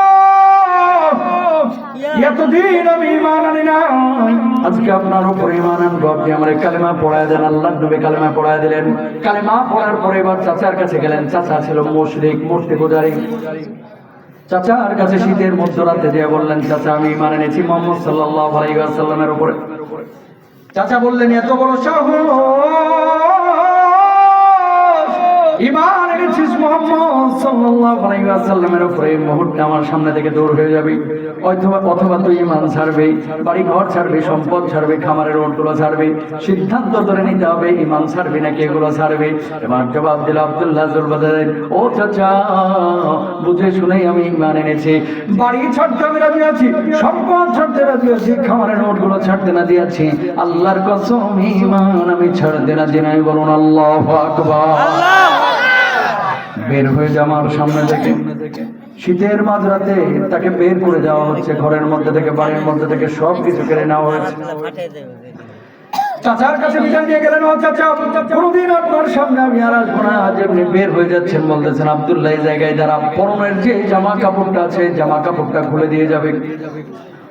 চাচা, আল্লাহর দোহাই লাগে, বাড়ি ছাড়লাম, সম্পদ ছাড়লাম, খামারের নোটগুলো ছেড়ে দিলাম, কিন্তু জামা কাপড়টা খুলে নেন না, এটা আমার শেষ সম্বল, লজ্জা স্থান লাগিয়ে রাখছে। আরেক হচ্ছে শীতের রাত, চাচার মনে মায়া জন্ম হলো না, কয় না জামা কাপড় খুলে দেয়, কারণ এটাও আমার টাকা দিয়ে কিনা। সঙ্গে সঙ্গে আব্দুল্লাহ জুলবাজাদাইন নিজের পরিহিত জামা কাপড়টা খুলে উলঙ্গ হয়ে গেলেন। বলুন সুবহানাল্লাহ। উলঙ্গ শরীর নিয়ে বুড়ি মার কাছে গেলেন, যাওয়ার পরে বললেন, মা, ঈমান আনার কারণে আমার চাচা আমার কি অবস্থা করেছে দেখো মা। ও মা, আমার চাচা আমার বাড়ি কেড়ে নিয়েছে, সম্পদ কেড়ে নিয়েছে, খামারের নোটগুলো কেড়ে নিয়েছে, এমনকি আমার পরনের জামা কাপড়টা পর্যন্ত কেড়ে নিয়েছে গো মা। দুনিয়ার সব কিছু ছেড়েছি, কিন্তু আমি ঈমান ছাড়ি নাই ও মা। ও মা, তোমার কাছে কি একটু চাদর হবে নাকি, যে চাদরটা দিয়ে লজ্জা স্থানটা থেকে আল্লাহর নবীর বাড়িতে যাবো। মা এক টুকরা চাদর দিলেন, ওই চাদর দিয়ে লজ্জা স্থানটা ঢেকে আল্লাহর নবীর বাড়ির দিকে রওনা হলেন। শীতের মধ্যে নবীজি তখন তাহাজ্জুদের নামাজের জন্য জাগ্রত হয়েছেন। আল্লাহর নবীর বাড়ির সামনে দাঁড়ায় একজন যুবক উলঙ্গ শরীর নিয়ে কোনো মতো লজ্জা স্থানটা ঢেকে তত্তর করে কাঁপাকাঁপি করতেছে। আল্লাহর নবী রাতের অন্ধকারে তার চেহারা দেখে চিনতে পারেন নাই। নবীজি বললেন, যুবক, কি নাম তোমার, কি নাম? যুবক জবাব দিলেন, ঈমান এনেছিলাম গত রাতে, গত দিন।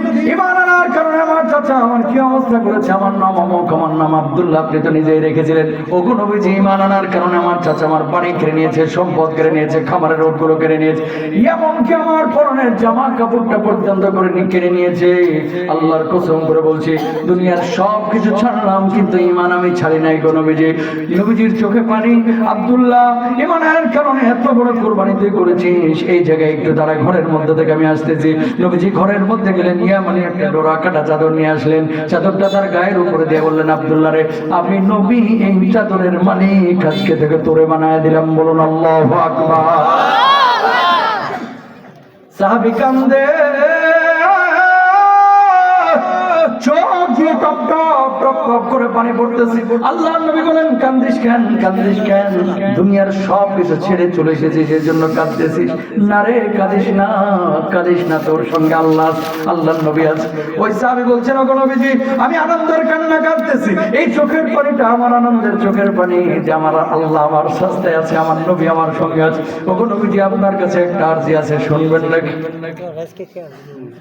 নবীজি বললেন, আব্দুল্লাহ, কি আরজি আছে বল, বল, আমার কাছে যা চাইবে আমি দেওয়ার চেষ্টা করবো। আল্লাহর নবী, আমি জানি শেষ রাতে আল্লাহর কাছে কোনো দোয়া করলে আল্লাহ তো দোয়া কবুল করবেন, আল্লাহর কাছে একটু বলেন না, আল্লাহ যেন আমার শাহাদাতের মওত দান করেন। আল্লাহর নবী হাতটা তুলে বললেন, আল্লাহ, আমার আব্দুল্লাহ ঈমানের কারণে দুনিয়ার সব কিছু ছেড়ে আমার কাছে চলে এসেছে, আল্লাহ আব্দুল্লাহকে তুমি শাহাদাতের মওত দান করো। আল্লাহ আব্দুল্লাহর রক্ত কাফের বেঈমানদের জন্য তুমি হারাম করে দিও। বলুন আল্লাহু আকবার। সাহাবী বলছেন, ওগো নবীজি, শহীদ আমি হইতে চাইলাম, কিন্তু আমার রক্ত কাফের বেঈমানদের জন্য কেন হারাম করে দিলেন? আল্লাহর নবী জবাব দিলেন, কেউ যদি শাহাদাতের তামান্না নিয়ে ঘরের বিছানাতেও মারা যায়, আল্লাহ রাব্বুল আলামিন তারেও শাহাদাতের মর্যাদা দেন। বলুন সুবহানাল্লাহ। কয়েকদিন পরে তাবুকের যুদ্ধে ডাক পড়েছে, সব সাহাবীদের সঙ্গে তিনিও যুদ্ধের ময়দানে গিয়েছেন। হঠাৎ জ্বরে আক্রান্ত হয়ে দুনিয়া থেকে বিদায় নিয়ে চলে গেলেন, ইন্তেকাল হয়ে গেল। যুদ্ধের এখনো 2-3 দিন বাকি। 750 কিলোমিটার পথ ঘোড়ার উপরে চড়ে, উটের উপরে চড়ে, হেঁটে হেঁটে গিয়েছেন সেই মদিনা থেকে তাবুক। শরীরে জ্বর চলে এসেছে। আসরের নামাজের পরে দুনিয়া থেকে বিদায় নিয়ে ইন্তেকাল হয়ে গেল, তিনি চলে গেলেন। মাগরিবের নামাজের পরে আবু বকরের মতো সাহাবী ওনার লাশটাকে নিয়ে তাঁবুর পাশে গোসল দিচ্ছেন। আল্লাহর নবী তখনও জানেন না আব্দুল্লাহ মারা গিয়েছে। নবীজি ওই রাস্তা দিয়ে হেঁটে যান আর বলতেছেন, আবু বকর, কার লাশ গোসল দিচ্ছ? কিছুই তো জানলাম না।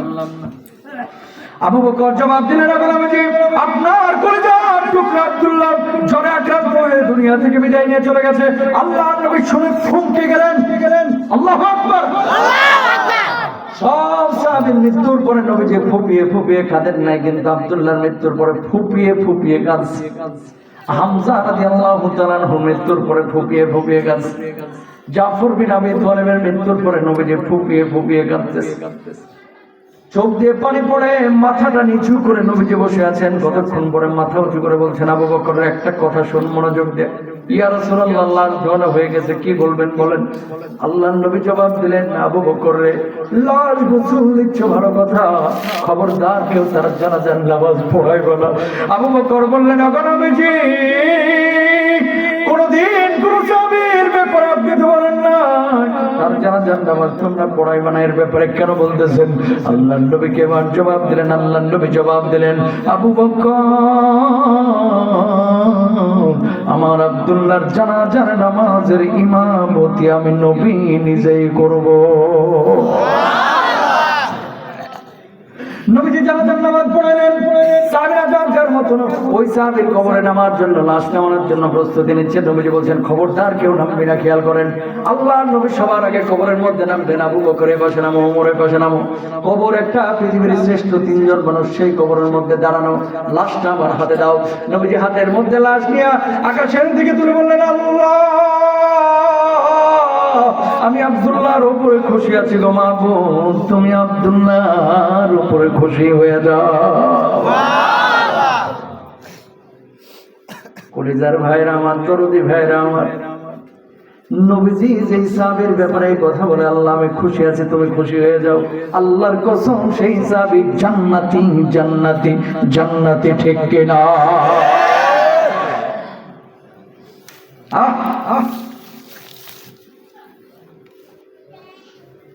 লাশ দাফনের পরে সব সাহাবীরা তাঁবুতে চলে গেছে। আবু বকর নড়ে না, কবরের উপরে থাপ্পড় মারতেছে।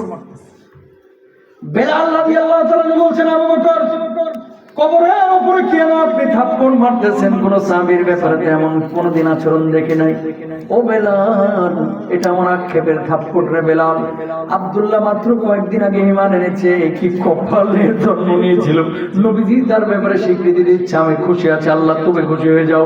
ওই আব্দুল্লাহর লাশের জায়গায় আমি আবু বকরের লাশটা কেন হলো না? আল্লাহু আকবার। কোন আবু বকর আক্ষেপ করতেছে? নবীজি পাশাপাশি বসা। নবীজি বলছে, আবু বকর একটা হাদিস শোনো। বলছি, ইয়া রাসূলুল্লাহ, হাদিসের এই মণিমুক্তগুলো নেওয়ার জন্য যে বসেছি। জান্নাতের কিছু দরজা থাকবে যেটা শহীদদেরকে নিয়ে টানাটানি করবে, জিহাদের দরজা, রোজার দরজা, রোজাদারদের নিয়ে টানাটানি করবে, নামাজীদের দরজা, নামাজীদেরকে নিয়ে টানাটানি করবে। প্রত্যেকটা আমলের জন্য আলাদা আলাদা দরজা আল্লাহ তাআলা বানায় দেবে। আবু বকর মুচকি হাসি করে বলছে, ইয়া রাসূলুল্লাহ, জান্নাতের কি মানে পৃথিবীতে এমন কি কোনো মানুষ নেই যে মানুষটাকে নিয়ে জান্নাতের সব দরজাগুলো কাড়াকাড়ি করবে? এমন কি কোনো মানুষ নাই? আবু বকর মনে করেছিলেন নবীজি নিজের কথা বলবে। নবীজি জবাব দিলেন, পৃথিবীতে এরকম কোনো মানুষ থাকলে আছে শুধু আমার আবু বকর। আল্লাহু আকবার বলেন না? যাকে নিয়ে জান্নাতের দরজাগুলো কাড়াকাড়ি করবে, আমার ভিতর দিয়ে আসেন প্লিজ, আমার ভিতর দিয়ে জান্নাতে যান। দরদের ভাইরা আমার, কলিজার টুকরারা আমার, আকুতি নিয়ে কথাগুলো বলতেছে। 82 বছরের বুড়া এখানে বসে আছে, 40 বছরের মধ্যবয়স্ক মানুষও আছে, 26 বছরের টাকলা যুবক আছে, বাপ মার থেকে অটো মুসলমান হয়ে গেছেন। 80টা বছর জীবনের বসন্ত কেটে গেছে, 80টা বসন্ত, শীতকাল, গরমকাল কেটেছে। এখন পর্যন্ত একটা বারের জন্য শাহাদাতের তামান্না কলিজার মধ্যে জাগ্রত হয় নাই। হাজার হাজার মানুষ আছে, ঠিক কিনা? জাগে না, এটাকে পুরো পার্টি মনে করে না। আর আমাদের দেশের মানুষ গত 15 বছরে এমন ট্যাবলেট খাওয়ানো হয়েছে, জিহাদ আর জঙ্গিবাদ মানুষ ভুলায় ফেলেছে। কথা বলেন না কেন? জিহাদ আর জঙ্গিবাদকে ভুলিয়ে ফেলেছে। আজকে মুসলমানরা যদি আবু বকর, ওমর, ওসমানের মতো, খালিদ বিন ওয়ালিদের মতো তরবারি ধরতো, ওই ইসলামের দালালগুলো আমার আলীকে জবাইয়ের সাহস পাইতো না, ঠিক করে বলতে। কিন্তু মুসলমানরা ভুলে গিয়েছে, মুসলমানরা শুধু মিষ্টি মিষ্টি কথা বলে। মুসলমান সারা পৃথিবীর একই চিত্র ভাই। এই তো কয়েকদিন আগে আমি ফিলিস্তিন সফর করলাম, জর্ডান ফিলিস্তিন একসাথে। বিশ্বাস করেন ভাই, সারা পৃথিবীর মুসলমান, দেখেন মুসলমানের দেশ আছে কিন্তু কম না, কম না বেশি? বেশি। মুসলমানের কি টাকা কম মনে করতেছেন? কথা বলতে হবে। মুসলমানের টাকা আছে না নাই? প্রভাব প্রতিপত্তি ক্ষমতা আছে না নাই? 57টার উপরে মুসলিম দেশ সারা পৃথিবীতে। আর ভারতের হিন্দু রাষ্ট্র কয়টা? একটা। আর নেপাল 2টা। প্রধান একটা ভারত। এতগুলো মুসলিম দেশ, তারপর মুসলমান কেন মার খায়? চারিদিকে মুসলমানের অধিকার নিয়ে কেউ কথা বলে না। খেয়াল করে দেখেন, ফিলিস্তিনের গাজায় হাজার হাজার মানুষকে মেরে ফেলছে, কোনো কথা নাই। আর ইউরোপিয়ানদের ইউক্রেনে 2 জনকে মেরে ফেলেছে। ওরে বাপ রে বাপ, গোটা জাতিসংঘ কাঁপে উঠতেছে। কথা বল না কেন? আজকে প্রমাণ দিয়ে যাচ্ছি, দেখেন নবীজি বলেছেন, শেষ জামানায় আমার উম্মত মার খাবে 5টা খাবে। কয়টা? এক পেছনে মানুষ বলেন কয়টা? দেখেন তো আপনার এলাকা আছে কিনা। 1 নম্বর, আল্লাহর নবী বলছেন, ইদা বহরাত তালাউন, অভিশাপের মাত্রা বেড়ে যাবে। এই জামানায় দেখবেন ছোটখাটো বিষয় নিয়ে ভাই ভাইকে অভিশাপ দেয়, মা সন্তানকে অভিশাপ দেয়, সন্তান মাকে অভিশাপ দেয়, বাপ সন্তানকে দেয়, সন্তান বাপকে দেয়, বন্ধু বন্ধুকে দেয়। সামান্য থেকে সামান্য হইলে একজন মানুষ আর একজন মানুষকে অভিশাপ দিতে দ্বিধাবোধ করে না, ঠিক কিনা?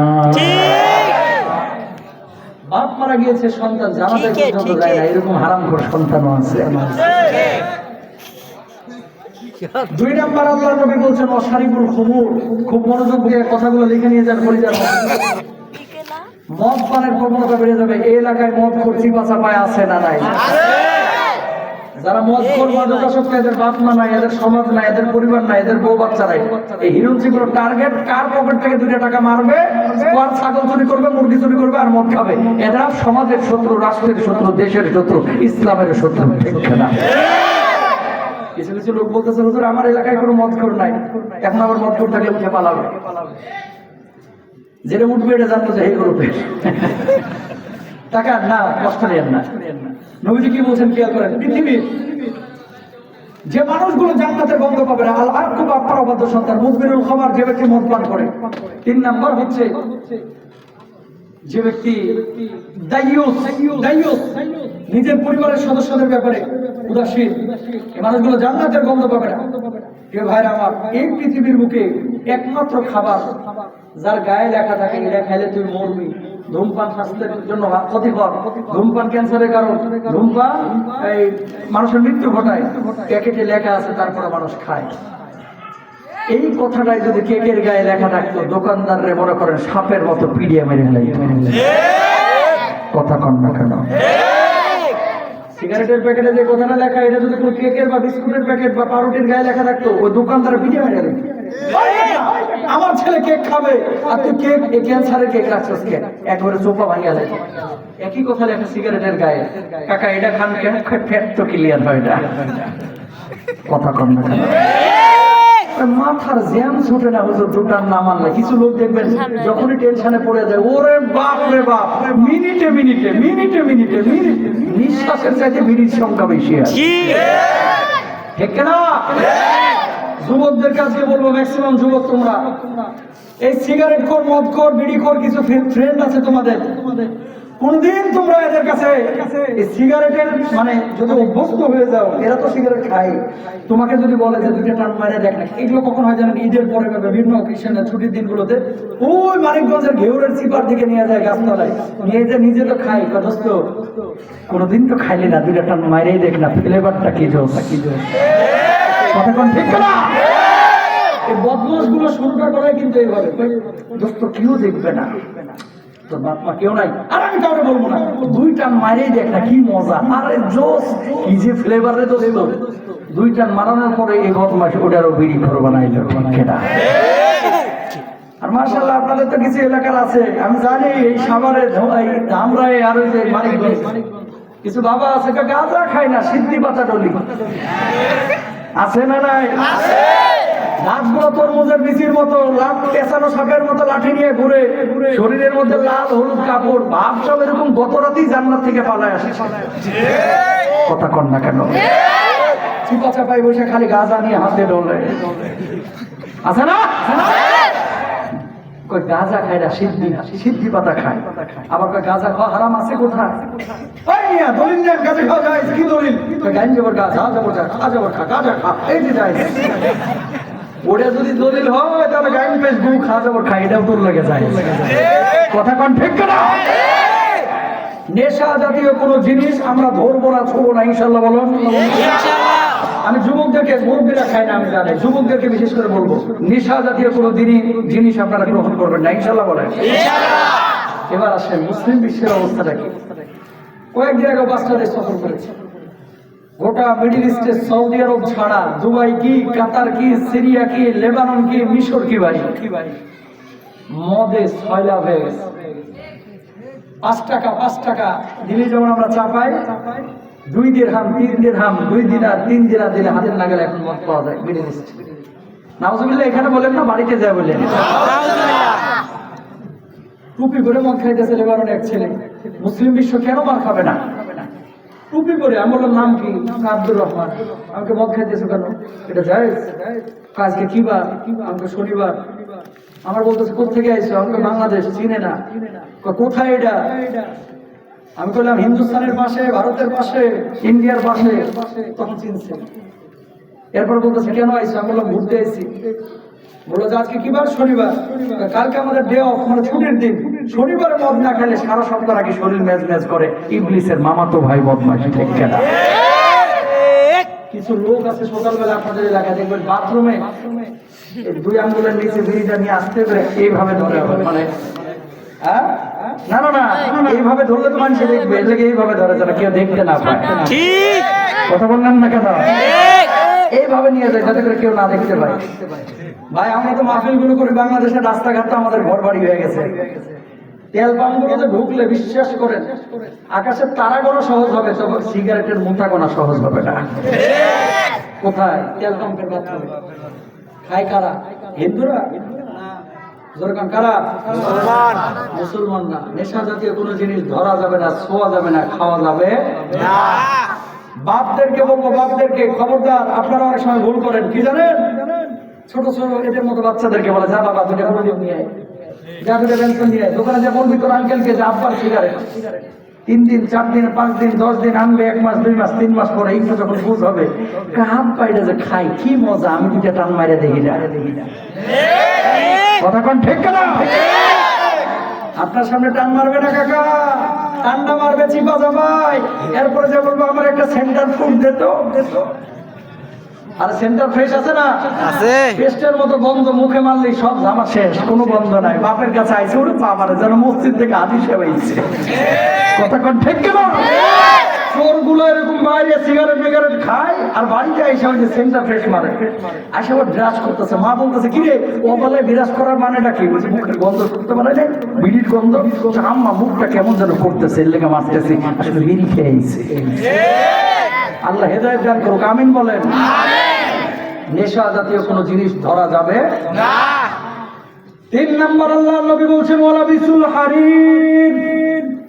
মুসলিম বিশ্বের মুসলমানরা মার খাওয়ার কারণ হচ্ছে চিকন চাকন পোশাক পরিধান করবে, রেশমি পোশাক পরিধান করবে।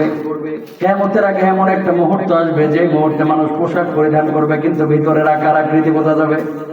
কি ছেলে কি মেয়ে, ভাই রে ভাই, এখন তো মাশাআল্লাহ মানুষ পোশাক পরে ঢিলা ঢালানা টাইট ফিট। আমার অনেক মা বোন পরে পোশাক পরেছে, ভিতরে লাল পরেছে না নীল পরেছে এও বোঝা যায়, ঠিক কিনা? হারাম। নবীজি বলছেন কিয়ামতের আগে এমন কিছু মহিলা বাইর হবে, উটের পিঠের মতো এরা খোপা করে চলবে। এই জামানা বোরকা ছাড়াও কিছু মহিলা আছে খোপাতে করে, বোরকাওয়ালি হিজাবওয়ালি কিছু মহিলা পাওয়া যায়, খোপাটার চুপকা করে রাখা দেয়, উপরে লাগাইছে হিজাব, মুখটা খোলা, আটা ময়দা সুজি মারছে 1.5 কেজি। ভাই তুই মুখের মধ্যে মেকআপ করে হিজাব লাগায় লাভ আছে? মুখটা ঢাকে রাখার চেষ্টা করবেন ইনশাআল্লাহ। বলেন ইনশাআল্লাহ। শালীন ভাবে চলবেন ইনশাআল্লাহ। পর্দা কি শুধু মেয়েদের জন্য? যুবকদেরকে এবার ধুলাই করবো একটু। এই তোমরা মিয়া, এই তোমরা বসুন্ধরা সিটিতে যাইয়া বাপের কাছ থেকে 5,000 7,000 নিয়ে যাই, যাইয়া কুত্তায় কামড়ায় খিরে ফেলাইছে, বিলাই সাইটে রং উঠে ফেলাইছে, এরকম জিন্সের প্যান্ট কিনে নিয়ে আসে। কথা বলেন ঠিক কিনা? নবীজি এদের ব্যাপারে এই কথা বলেছেন ওয়ালা বিসুল হারির। ও কি আমি কি ভুল বলতেছি? আপনাদের এলাকায় নাই? কিছু পোলাপান এখন দেখে গিয়ার মারে হুন্ডা চালায় হাফ প্যান্ট পরে, মনে হচ্ছে ভাবসাব কালকে রাত্রি অস্ট্রেলিয়া থেকে আইছে। কথা বুঝতে পেরেছে? গত রাতে অস্ট্রেলিয়া থেকে ল্যান্ড করেছে, ভাবসাব ইউরোপ থেকে আইছে। এরকম এই হাফ প্যান্ট পরে যে ভাই তুই চলতেছো, তুমি যে চলতেছো, তোমার হাত উড়া ঢাকা রাখা ফরজ না সুন্নাত? সুন্নাত। ছেঁড়া ফাটা কোনো প্যান্ট যদি কোনো যুবক পরে, বাপ্পাকে বলবো শাসন করেন, কারণ এই ছেলেগুলো আপনি মরার পর আপনার জন্য দোয়াও করবে না ভাই, দোয়াও করবে না। এই সমস্ত ছেলেগুলো নষ্ট হয়ে যাবে। মুরব্বীরা শাসন করেন। মনে রাখবেন টাকা পয়সা আজ আছে কাল নাই, সম্পদ আজ আছে কাল নাই। আপনার সন্তানটা আপনার জীবনের বড় অ্যাসেট, এটারে মানুষ করবেন তো আপনি সফল। মানুষ করবেন না, কোটি কোটি টাকা রেখে যাবেন, ওই বদমাস সুন্দরী বউনিয়া থাইল্যান্ডে ব্যাংককে আপনার সম্পদ খুঁয়ে বেচে ফুর্তি করবে আর আপনার কবরে ঠুয়ানি দিবে, ঠুয়ানি দিবে, ঠিক কিনা? বাস্তব কথা ভাই, আপনার এলাকাতে হাজার হাজার মানুষ পাবেন এরকম। বাপ রক্ত পানি করা 50 বিঘা সম্পত্তি রেখে গেছে, বাপ আজকে কবরে, আর এই 5 ভাই মিলে লুটিয়ে পুটিয়ে খাইতেছে, খালি জমি বেচে খায়। বাপের জন্য একটু দোয়াও করে না, একটু দান সদকাও করে না, মসজিদে একটা ফ্যানও পর্যন্ত দেয় না। এরকম লোক আছে না নাই? এই জন্য প্রিয় ভাইরা আমার, খুব খেয়াল করবেন, সন্তান সন্ততির ব্যাপারে সজাগ দৃষ্টি রাখবেন ইনশাআল্লাহ। বলেন ইনশাআল্লাহ। 4 নম্বর আল্লাহ নবী বললেন ওয়াত্তাখাযুল কিয়াদ। গায়ক গায়িকা, নায়ক নায়িকা, নর্তকী শ্রেণীর যারা আছে এদেরকে মানুষ আদর্শের মানদণ্ড মনে করবে। টুপি পরবেন, পাঞ্জাবি পরবেন, নবী যেমন পড়েছেন সেইভাবে। চেহারা সুরত লালন তৈরি করবেন, নবী যেভাবে রেখেছেন সেইভাবে। নবী যা পছন্দ করেছে সেই জিনিস আপনি পছন্দ করবেন। নবী যেটা পছন্দ করতেন না, বউ পছন্দ করুক বা না করুক, স্বামী পছন্দ করুক বা না করুক, আমার নবী পছন্দ করেছে, আমি সেটাই করব, ঠিক কিনা? আর টিভি লাইভ এক মহিলা ফোন দিচ্ছে কদিন আগে, হুজুর, মহিলা না সরি পুরুষ, হুজুর আপনাদের ওয়াজ শুনে দাঁড়িয়ে রাখা শুরু করছে। আমি একজন ইঞ্জিনিয়ার মানুষ, বউ তো রাজি না, আমার নাকি দেখতে বিশ্রী লাগে। যদি কোনো বউ এই কথা বলে যে দাড়ির কারণে বিশ্রী লাগে, এরকম কথা যদি কোনো বউ বলে, জানতে হবে বউ দিন বোঝে না, ইসলাম বোঝে না, ঠিক কিনা? পাঞ্জাবি পরার কারণে আপনি খুব মনোযোগ দিয়ে খেয়াল করেন তো, একটা মানুষ এই যে আপনারা এখন যে ড্রেসগুলো পরছেন মাশাআল্লাহ জায়েজ, গেঞ্জি পরেছেন কেউ, টি শার্ট পরেছেন কেউ, এটা জায়েজ। পাঞ্জাবি পরার পরে দেখবেন যে লোকটা পরছে এরও সুন্দর লাগে আর এর অন্তরটা একটু ফ্রেশ ফ্রেশ লাগে, আল্লাহ আল্লাহ মনে হয়, ঠিক কিনা ভাই? প্রমাণ নেন, জুমার দিন যখন মসজিদ থেকে মুসল্লিরা বাইর হয় প্রত্যেকের চেহারার দিকে তাকায় দেখবেন একটা স্থির ভাব কাজ করতেছে, প্রত্যেকটা মানুষকে ভালো মনে হয়। আর সিনেমা হল থেকে যখন বাইর হয় সবগুলোর হিরোইন আর চোর মনে হয়, ঠিক কিনা বলেন? পাপ করে কেউ বাইর হয়েছে, চুরি করে ডাকাতি করে কেউ বাইর হয়েছে, সারাক্ষণের মন এটা মানে বানরের মতো দেখা যায়। যদি মনে করেন নবীর যেভাবে বলেছে, যে আদর্শগুলোর কথা বলেছে মেনে নেন, চেহারার মধ্যে ভাব আসবে। বউদেরকে বলবো, স্বামীদেরকে বলবো, এই কিছু স্বামী আছে আপনাদের মধ্যে, বউ বোরকা পড়তে চাই, বউকে বোরকা পড়তে দেয় না। বিয়ে করছি একটা, এই এক বউ কি জিনিস নিয়ে এসেছি ঘরের মধ্যে, বন্ধু বান্ধব না দেখলে মানুষকে বুঝবো কেমনে যে আমি কি করছি। প্রতিদিন কিছু লোক আছে এগুলো মানসিক রোগী, এগুলো পিজিতে চিকিৎসা করাবেন, নামাজ পড়ে না 5 ওয়াক্ত কিন্তু ছবি দেয় 20 ওয়াক্ত বউয়ের সাথে সেলফি, ঠিক কিনা ভাই? বউ একাই আছে আর দুনিয়ার কারো বউ নাই। এই বউয়ের ছবি কেউ দিবেন না ফেসবুকে, ইনশাআল্লাহ বলেন। এগুলো জরুরি কথা ভাই। মানুষকে কেন মুসলমান মার খাচ্ছে আজকে? শুধু মৌখিক ভাবে আমরা মুসলমানিত্ব ধরে রেখেছি, অন্তরের মধ্যে আমাদের মুসলমানিত্ব নাই। মুসলমান নিজেকে দাবি করলে কখন আপনার বউকে আরেকজনের সামনে প্রদর্শন করবেন না, ঠিক কিনা? কখনো করবেন না, ইনশাআল্লাহ বলেন। 5 নম্বর, আল্লাহর নবী বলছেন ওয়াক্কাফার রিজালু বির রিজাল ওয়ান নিসাউ বিন নিসা, নারী নারী আর পুরুষ পুরুষ সমকামিতায় লিপ্ত হবে। কয়েকদিন আগে থেকে কিন্তু শুরু হয়েছে বাংলাদেশেও ট্রান্সজেন্ডার মতবাদ। আফ্রিকার অনেক দেশে বিশ্বব্যাংক ঋণ দেওয়া বন্ধ করে দিয়েছে, আপনারা তো খবর রাখেন না। আফ্রিকার প্রায় 36টার উপরে দেশ আছে মুসলিম, কয়েকটা দেশের মধ্যে এরকম ঋণ দেওয়া বন্ধ করে দিয়েছে। কারণ কি? সরকার চিঠি লিখেছে বিশ্ব ব্যাংকের কাছে, কেন ঋণ দেওয়া বন্ধ করলেন? সমকামিতার আইনের বিপক্ষে তোরা কেন আইন করেছে, সেই জন্য ঋণ দেওয়া বন্ধ করেছে। ট্রান্সজেন্ডারের ব্যাপারে কেন আইন করেছে, সেই জন্য ঋণ দেওয়া বন্ধ করেছে। আমাদের বাংলাদেশের সরকাররাও আতঙ্কের মধ্যে আছে, না জানি কখনো ঋণ টিন বন্ধ করে দেয়। সরকার প্রধানদের কাছে আমরা বলতে চাই, নিষিদ্ধ করেন, রিক্সা চালায় ভাত খাবো, তারপরও বিশ্ব ব্যাংকের কাছে আমরা এই সমকামিতার কারণে ঋণ আশা করি না, ঠিক কিনা? এখানেই আমাদের পরীক্ষা হয়ে যাবে। ঋণ দেওয়া বন্ধ করেছে সমকামিতার বিরুদ্ধে আইন করার কারণে। ফিফা ফুটবল ফেডারেশন, তোমরা জানো যুবকরা যারা বিশ্বকাপ ফুটবলের আয়োজন করে, কয়েকদিন আগেও তারা প্রোফাইলে রেইনবো ফ্ল্যাগ, সমকামিতার যে চিহ্ন, এটা প্রোফাইলে দিয়ে রাখছে প্রায় 1-1.5 মাস। তার মানে কি? বিশ্বব্যাপী যারা এই সমকামিতাকে প্রমোট করতে যাচ্ছে, অথচ এই সমকামিতাকে হারাম করে দিয়েছেন কে? আল্লাহ। কোথায় করেছেন? কোরআনে। জোরে বলেন কোথায়? জর্ডানে এই 1.5 মাস আগে মাহফিল সৃজনের আগে জর্ডান সফর করেছে। ডেড সি, যেখানে আল্লাহ তাআলা এই কওমে লূতকে সমকামিতার কারণে উলটপালট করে দিয়েছিল, মানে জমিনকে নিচে আর নিচের জমিনকে উপরে তুলে এই ডেড সি নির্মিত হয়েছে, আল্লাহ তাআলা তৈরি করেছে। ডেড সি হচ্ছে লোহিত সাগর, এই মৃত সাগর। ওরে ভাই, আমি নামলাম, বিশ্বাস করেন ডুবি না। ডেড সিটা বিশ্ব পত্রিকা পড়তে পারবেন, ডুববেন না, এমন ভয়াবহ আযাব আল্লাহ তাআলা এখানে দিয়েছে। আর লবণের এমন খাত, ডেড সি ঠিক উল্টা দিকেই মানুষের মতো একটা পাথর দ্বারা হুবহু মানুষ, খালি চেহারাটা নাই, অনেক লম্বা। সমস্ত জর্ডান ফিলিস্তিনের ইতিহাসবেত্তারা একমত, এটা হচ্ছে লূত আলাইহিস সালাতু ওয়াস সালামের স্ত্রী। নবীর স্ত্রী হওয়ার পর ওদের সমর্থন দিয়েছিল, এই জন্য আল্লাহ তাআলা তারা পাথর বানায় দিয়েছে আযাব দিয়ে। আল্লাহু আকবার বলেন না? এই পাপ বাংলাদেশে ঢুকুক আপনারা কি চান? বেচারা মানুষ চান? আপনি জানেন না, বাপ হাজির হয়ে যাবে, বাপ হুজুর হবে, কিন্তু ছেলে মেয়েকে যদি এখন থেকে সতর্ক না করেন, এগুলো না বুঝান, আপনারা তো জানেন না ভাই। হোয়াটসঅ্যাপে, ফেসবুকে এই যে সম্প্রদায়ের এখন কমিউনিটি তৈরি হয়েছে, মাহফিলে এগুলো হুজুরে আলোচনা করে না ভাই। আমার যদি সামর্থ্য থাকতো বাংলার সমস্ত মাহফিলগুলোতে এগুলোর কথা বলার দরকার ছিল। কারণটা কি? আমার যুবকরা নষ্ট হয়ে যাচ্ছে ভাই। আপনি জানেন না আপনার এলাকাতে 2-4 জন এরকম থাকতে পারে, ঠিক কিনা? ফেসবুকে, হোয়াটসঅ্যাপে গ্রুপ তৈরি হচ্ছে, এবং এদের এই গে সম্প্রদায়, যেগুলো ছেলে বিয়ে করতে যাচ্ছে না, মেয়ে বিয়ে করতে যাচ্ছে না, বাড়িতেও থাকতে চায় না, পুরোটাই এলোমেলো আচরণ। ও ঢাকায় যে চিপাচাপের মধ্যে আছে। তাহলে আপনি নিজে নামাজ পড়লেন, রোজা করলেন, কিন্তু ছেলে নিয়ে ওইরকম হয়ে গেল, আল্লাহর কাছে কি জবাব দিবেন? আল্লাহ আমি তো কিছু বুঝি নাই, আমাদেরকেও ধরবে, হুজুরদেরকেও ধরবে। কেন? সুদ, ঘুষ, জেনা, ব্যভিচার এগুলো নিয়ে আমরা কথা বলেছি, কিন্তু এই বিষয়গুলো নিয়ে আমরা কথা বলতেছি না, সতর্ক করতেছি না। এগুলো নিয়ে সতর্ক করা আমাদের ইমানি দায়িত্ব, ইমানি দায়িত্ব।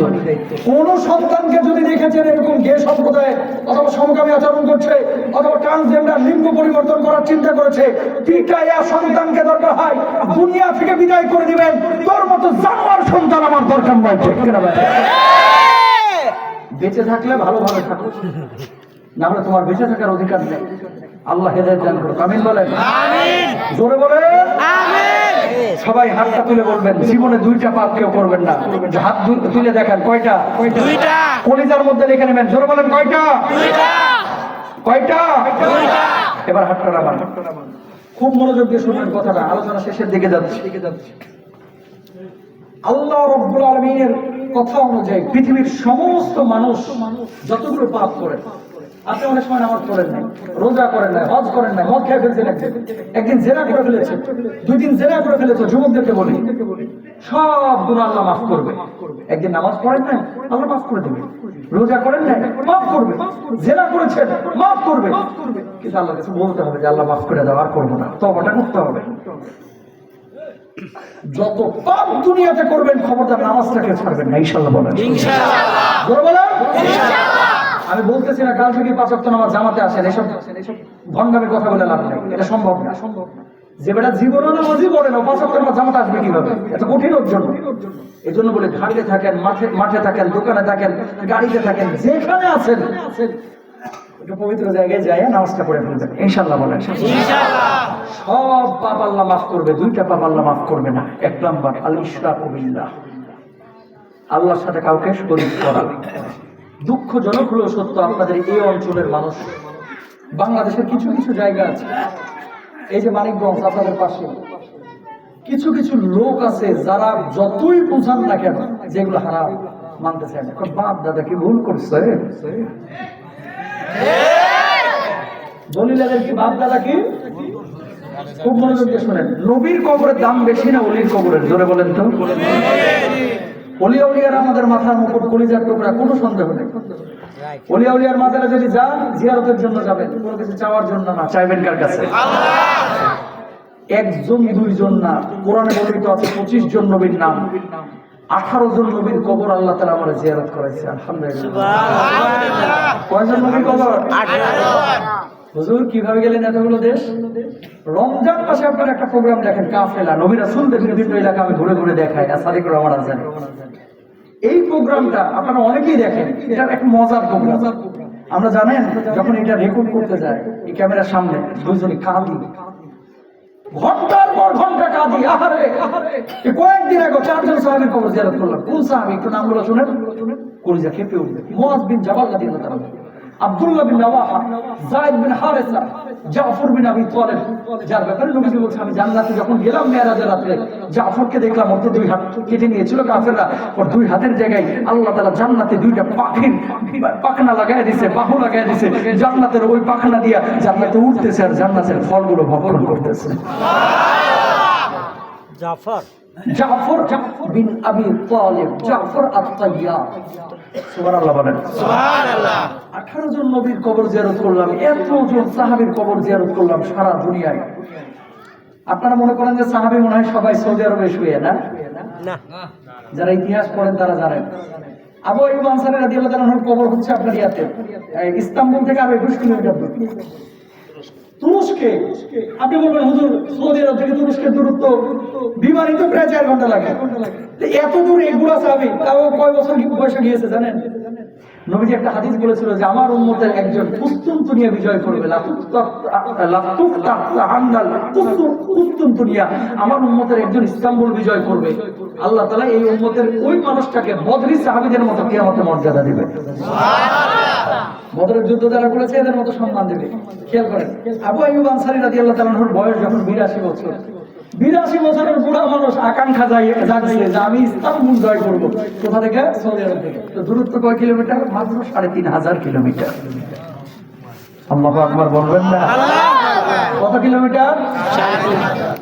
3,500 কিলোমিটার এখান থেকে যদি আপনি কি বলবো এটারে কেরালা বলেন ভুল হবে না, কেরালা এত দূরের দূরত্ব 3,500 কিলোমিটার পথ 82 বছরের বুড়া সাহাবী ঘোড়া নিয়ে দল নিয়ে গিয়েছে যুদ্ধ করতে, পরে শহীদ হয়েছে, জয় করতে পারেন না।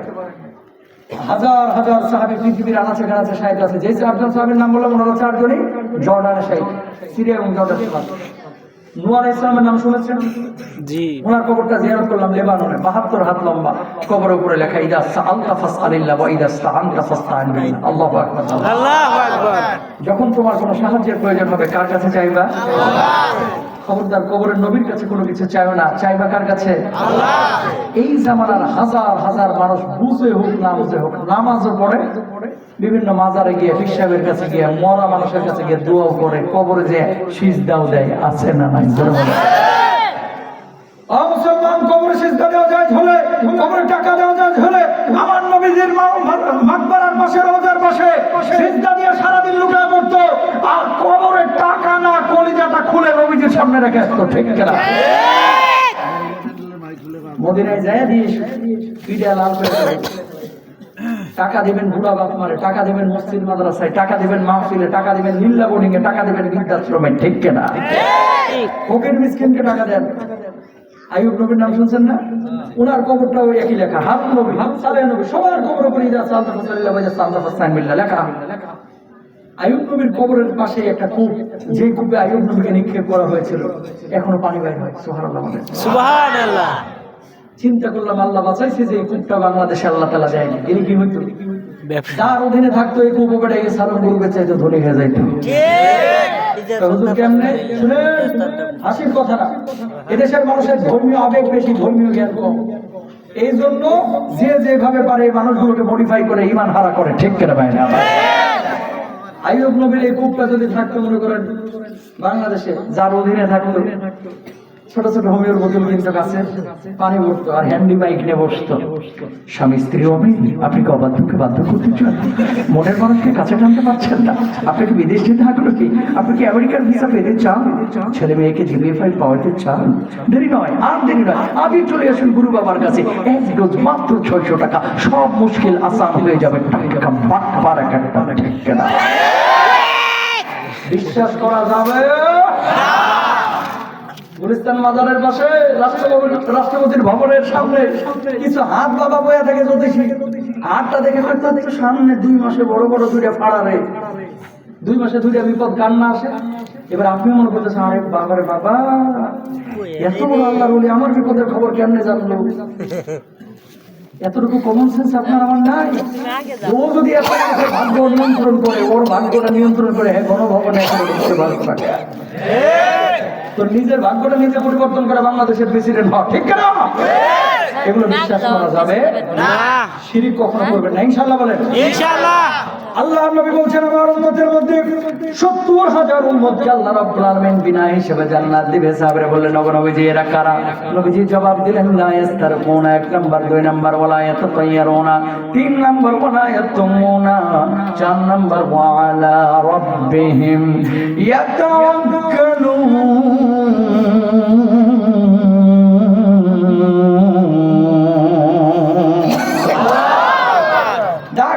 চিকিৎসা করবে না, অশুভ লক্ষণ যারা বিশ্বাস করবে না, অবৈধ ঝাড়ফুঁক যারা করবে না, আল্লাহর উপরে যারা তাওয়াক্কুল করবে, আল্লাহ রাব্বুল আলামিন কিয়ামতের ময়দানে ওই ঈমানদারদেরকে বিনা হিসাবে আল্লাহ জান্নাতের ফয়সালা করে দেবে। বলুন সুবহানাল্লাহ। একটু বুঝাই দিন, আর বুঝবেন না। দাগ কেটে চিকিৎসা মানে কি আরবে নবীদের জামানায় কারো হাত পা কেটে গেলে লোহা তাতে ওই জায়গায় ঠেসা ধরতো, ইসরায়েল দাগ পড়ে যেত, এটা নিষিদ্ধ। আপনারা কেরোসিনের পরিতা জ্বালায় আগে পা শামুকে কাটিয়ে টেটে গেলে ওই জায়গাটায় ঠেসা ধরলে আরাম আরাম লাগতো কেরোসিনের পরিতা দিয়া।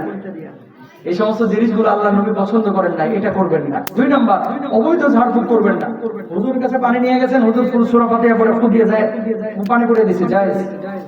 কিন্তু যে লোকটা সূরা জানে না, ফাতিহা জানে না, নামাজ পড়ে না, রোজা করে না, সারাক্ষণ ঝিম মারে বসে থাকে, নামাজ পড়ি না কি হয়েছে, ঈমান ঠিকই তাজা আছে, টাটকা শয়তান। ঠিক না? নামাজ পড়ি না কি হয়েছে, ঈমান ঠিকই তাজা আছে। এই সমস্ত মানুষের কাছে অবৈধ ঝাড়ফুঁক, তাবিজ, তোমার এগুলো করা যাবে না। তিন নম্বর অশুভ লক্ষণ কি? সোমবারে ঝাড়ের বাস কাটতে নাই, দোকান খোলার পর প্রথম কাস্টমারকে বাকিতে জিনিস দিতে নাই, রাত্রিবেলায় চুন দিতে নাই, রাত্রিবেলায় ঋণ দিতে নাই, বাড়ির উপরে কামড় ডাকতেছে। ওবাইদুল কাদের নাম কাক ডাকতেছে, ওই না জানি ঘরের মধ্যে কি খারাপই আছে, বিশ্বাস করা যাবে। পরীক্ষার দিন সকালে মা ডিম সিদ্ধ করেছে, দোলারে কইতেছে খাইস না, ডিম খেলে আন্দা বইবি। কথা কন লাগালো, বিশ্বাস করা যাবে। দোকানদার আছে কিছু দেখবেন আপনাদের এলাকায়, মসজিদের পাশে দোকান, জামাত চলতেছে, জামাতে যায় না, আজান দিচ্ছে ও আগরবাতি জ্বালায়, ওই বিস্কুটের পাশার নিচে আগরবাতি ধরে, পাউরুটির নিচে এমনি হিন্দুদের মতো আগরবাতি ঘুরাইতেছে। আবার পানি নিয়ে এইভাবে ছিটায়। ওরে ভাই, তুই যদি আগরবাতি জাহাজে ডুবাস, নামাজ না পড়লে দোকানে বরকত ঢুকবে না, ঠিক না? এগুলো করা যাবে না। 4 নম্বর, সর্বাবস্থায় তাওয়াক্কুল করবেন কার উপরে? সাগরের নীলতিমি প্রতিদিন 60 টন গোশত খায়। সুবহানাল্লাহ বলবেন না? সুবহানাল্লাহ। এটা সুবহানাল্লাহ জোরে কথা। টাকা একটা নীলতিমি 7 টন মানে 1 ট্রাক গোশত খায়। বুঝার আছে ভাই অনেক কথা, আমি সংক্ষেপে কিন্তু অনেক কথা বলে দিচ্ছি, এগুলো একটু করে যায় ধারণ করে নিয়ে যায়। একটা নীলতিমি 7 টন গোশত খায়, মানে 1 ট্রাক গোশত একটা নীলতিমি খায়। পৃথিবীতে হাজার হাজার নীলতিমি আল্লাহ সাগরে রেখেছে। এই নীলতিমি গুলোকে খাওয়াচ্ছেন কে? আল্লাহ। নীলতিমি মারামারি করে না খাওয়ার জন্য, আর আমাদের দেশে 150 টাকার জন্য আরেকজনকে খুন পর্যন্ত করে ফেলছে। আল্লাহু আকবার। তাওয়াক্কুল করব নীলতিমির মতো, গাছের পাখির মতো, সিংহের মতো, ইনশাআল্লাহ বলেন। তাহলে 1 নম্বর অজামিনযোগ্য অপরাধ আল্লাহর আদালতে, সেটা হচ্ছে কি করা? মনে আছে তো? শিরিক করা। বলেন শিরিক করা। জীবনেও কোনো কপালটারে পীরের সামনে ঝুঁকিয়ে দেব না। হক্কানি পীর পাইলে তার কাছে মুরিদ হব, কোরআন হাদিস শেখার জন্য, খালি হুক করে হাক্কুর করার জন্য না। কপালটারে আল্লাহ বানাইছে, সিজদা দেব সে আল্লাহকে কপাল দেয়, ইনশাআল্লাহ। 2 নম্বর আসে সম্পর্কে একটা কথা বলি। আপনারা অনেক সময় বিভিন্ন মাজারে, কবরে হাজার হাজার টাকা খরচ করেন, মহিষ টহিষ নিয়ে যান। আপনাদেরকে একটা কথা বলি, হুজুর দোয়া করলে কবুল হবে কিনা গ্যারান্টি নাই, সভাপতি দোয়া করলে কবুল হবে কিনা গ্যারান্টি নাই, শিক্ষক দোয়া করলে কবুল হবে কিনা গ্যারান্টি নাই, আমি দোয়া করলে কবুল হবে কিনা গ্যারান্টি নাই, আপনার বাবারা দোয়া করলে আল্লাহর কসম কবুল হবে, গ্যারান্টি আছে, ঠিক না ভাই? সুতরাং বুড়া বাপ মার খেদমত করেন, ওই বুড়া বাপ মার পেছনে মাল খরচ করেন। সবসময় দোয়া হাসিলে করা লাগে না। বাপ মা সবসময় আপনার কাছে ঘোষ মাছ চায় না ভাই। দাড়িগুলো পেকে গেছে, একদিন আমারটা পাক। এই চাচার দাড়িগুলো পেকে গেছে, একদিন আমারটা পাকবে। এই মুরব্বী মানুষগুলো জানে। অনেক মানুষ আপনারা এখানে আছেন, আমাদের কাছে জুমার নামাজের পড়া সে হাত ধরে কাজে কি হুজুর, আব্বা আম্মা দুঃখের সময়টা দেখছে, আমার সুখের সময়টা দেখে যাইতে পারে। বাপ মারে কষ্ট দিয়ে না। এই পৃথিবীর বুকে কেউ আপনার নিঃস্বার্থ ভালোবাসে না ভাই, আপনার অবস্থানকে ভালোবাসে। নিঃস্বার্থ যদি আপনারা কেউ ভালোবাসে, আপনার মা, আপনার মা, আপনার মা, এরপর আপনার বাপ, আর কেউ না। হাতটা জোর করে বলতে, নামাজ পড়াকে যে কোরআন আল্লাহ ফরজ করেছে, আপনার বাপ মার খেদমত করাকে সেই কোরআনে ফরজ করেছেন কে? আল্লাহ। নামাজের কথা যেমন কোরআনে আছে, বুড়ো বাপ মার খেদমতের কথা সেই কোরআনে আছে। এই বুড়া বাপ মা গুলো দেখেন, এখনকার শিক্ষিত মানুষগুলো অশিক্ষিত মানুষের চেয়ে খেদমত কম করে, অশিক্ষিত মূর্খগুলো বেশি বাচ্চা খেদমত করে, ঠিক না? দেখবেন একজনও ডাক্তার ইঞ্জিনিয়ারের বাপ মাকে পাবেন, এই হুজুর খতিবের বাপ মাকে পাবেন না, রিক্সাওয়ালা ভ্যানওয়ালার বাপ মাকে পাবেন না, হাজার হাজার ডাক্তার ইঞ্জিনিয়ার সচিবের বাপ মাকে বৃদ্ধাশ্রমে পাবেন, ঠিক না? এই জন্য বুড়ো মানুষগুলোর বলি, আপনার ছেলেগুলোকে এবং মুরব্বীরা যাদের সংসার আছে, ছেলে মেয়েগুলোকে দিনের মৌলিক জ্ঞান দিতে পারে। মা দামি জিনিস ভাই, যেদিন মারা যাবে না, মায়ের লাঠিটা পড়ে থাকবে, মায়ের শাড়িটা পড়ে থাকবে, ঘরে ঢুকলে মায়ের পানের গন্ধটা পাবেন, বাপের সাইকেলটা থাকবে। বাপ মা না থাকবে, যেদিন থাকবে না, দেখবেন ঘরটা খা খা করতেছে। আজকে জীবিত আছে তো টের পাচ্ছেন না ঘরে কি সম্পদ আছে। দোয়ার ভান্ডার, ওই বুড়া বুড়ি দোয়ার ভান্ডার, দোয়ার ভান্ডার। বুড়া বুড়িরে খুশি রাখেন, দুনিয়ায় কোনো জায়গায় আটকাবেন না, ঠিক না? কিন্তু বুড়া বুড়িকে খুশি রাখে না, মানুষ ভুলে যাচ্ছে।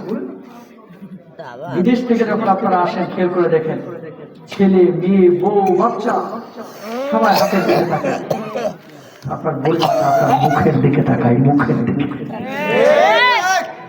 বিদেশ থেকে ফোন দিয়ে জিজ্ঞেস করেন যে মা কত মানুষের জন্য কত কিছু আনতেছি, ছেলে মেয়ে বউ বাচ্চা, তোমার জন্য কিছু আনবো না? প্রত্যেকটা মার জবাব একটাই, বাজান রে আমার তোকে দরকার, তুই সহি সালামতে ফিরে আয়, তোকে দরকার। ঠিক না? ল্যাংড়া হলে লুলা হলে বন্ধু থেকে সরে যায়, স্ত্রী অনেক সময় স্বামী ছেড়ে চলে যায়, সবাই না, কিছু কিছু মা সন্তান লুলা হোক, কানা হোক, ল্যাংড়া হোক, কখনো সন্তানকে ছেড়ে যায় না। একজন মানুষ ব্যথা সহ্য করতে পারে সর্বোচ্চ 46 ইউনিট। আপনার জন্ম দিয়েছে আপনার মা, তখন ব্যথা সহ্য করেছে 57 ইউনিট। আল্লাহু আকবার। মানবে কষ্ট দিয়ে সব মা ভালো হয়, পৃথিবীর কোনো মা খারাপ না। মা জাতিটা এত দামি, এই জন্য আল্লাহ বলেছে আল জান্নাতু তাহতা আকদামিল উম্মাহাত, মায়ের পায়ের নিচে তোমার বেহেশত। সুবহানাল্লাহ। বিশ্ববিদ্যালয়ে পড়তে যখন গিয়েছি, মার মুরগির ডিম বিক্রি করা, লাউ বিক্রি করা, দুধ বিক্রি করা, 2 টাকা 5 টাকা হাতে মুঠে দিয়ে দিয়েছি, আপনাদেরকেও দিয়েছি। মনে হয়েছে 200 টাকা, কিন্তু মায়ের এই 200 টাকা এখন মনে হয় 2000 কোটি টাকার সমান। এগুলো টাকা না, মায়ের ভালোবাসা, এক একটা রক্তের ফোঁটা, রক্তের ফোঁটা। কষ্ট দিন না ভাই মাটাকে, একদিন চলে যাবে। শীত আসবে, মনে চাইবে মাকে আমাকে এই জিনিসটা কিনে দিতে, মাকে পাবেন না। অনেক বাপ আছে এখানে, ম্যাক্সিমাম বাপের হাতগুলো ধরে দেখেন, খেটে খাওয়া মানুষদের হাতগুলো আমার মতো তুলতুলে ছিল, আজকে হাতগুলো লোহার মতো শক্ত হয়ে গেছে। কেন জানো? তোমার জন্য খাটতে খাটতে, তোমার জন্য খাটতে খাটতে, রিক্সা, ভ্যান, কোদাল, অটো, কত কি চালায় মানুষ। ও সন্তান, তোমার জন্য খাটতে খাটতে তোমার বাপের তুলতুলে হাতগুলো লোহার মতো হয়ে গেছে। বাপ কোনোদিন মুখে ক্রিম দেয় না, ম্যাক্সিমাম বাপকে খেয়াল করে দেখেন, কোনোদিন দেয় না। বাপ কোনোদিন ভালো জুতা পরে না, জোর করে পরাইতে হয়। কেন? খাটতে খাটতে আজকে চেহারা নাই, ক্রিম দিলেই কি না দিলেই কি। ঈদের সময় নতুন জুতা জামা তোমার কিনে দিয়েছে, কোনো বাপ মা সহজে কিনতে চায় না। আপনি জিজ্ঞেস করেন, আব্বা আপনি কিনেন না কেন? প্রত্যেকটা বাপ মার জবাব, দুর্বোকা, গতবারেরটাই তো ছিঁড়ে নাই, আমার তো আগেরটাই এখনো আছে। কথা বলেন না কেন? হাজার হাজার বাপের মনে চায় তোমার মতো কিনতে, সাধ্যে কোলাইতে পারে না। সবাই শিল্পপতি না ভাই? আল্লাহর দোহাই লাগে বাপ মারে কেউ কষ্ট দিবেন না, ইনশাআল্লাহ বলেন। আরো জোরে বলেন। সম্পর্কে কথা বলে গেলাম। 2 নম্বর অজামিনযোগ্য অপরাধ, বান্দার হক নষ্ট করা। আলোচনা শেষ। এখানে অনেক নামাজি আছেন, বাপ মরে গেছে 30 বছর হয়েছে, এখনো বোনের সম্পত্তিগুলো বুঝিয়ে দেন নাই। আছে না? প্রতি বছর উমরায় যাচ্ছ, প্রতি বছর হজ্জে যাচ্ছ, 5 ওয়াক্ত নামাজ আদায় করছো, ভাই বোনের সম্পদ যদি মারো, এলাকার মানুষের সম্পদ যদি মারো, আল্লাহর কসম 36 বার হজ করে আল্লাহর জান্নাতে যেতে পারবে না। বান্দার হক নষ্ট করা, এটা আল্লাহ মাফ করবে না। Be careful. এই পাপটা এই জামানার মানুষ বেশি করে। কারে ঠগায়া কে জিততে পারে? কেউ কোনোদিন কারো হক নষ্ট করবে না, ইনশাআল্লাহ বলে। ইনশাআল্লাহ। আল্লাহ আমাদের সবাইকে তৌফিক দান করুন। আমিন। জান আর মাল দিব কার জন্য? কাল থেকে সবাই নামাজ পড়বো তো ইনশাআল্লাহ। ইনশাআল্লাহ। আল্লাহর দেখা, লিল্লাহি তাকবীর, লিল্লাহি তাকবীর, আল্লাহু আকবার।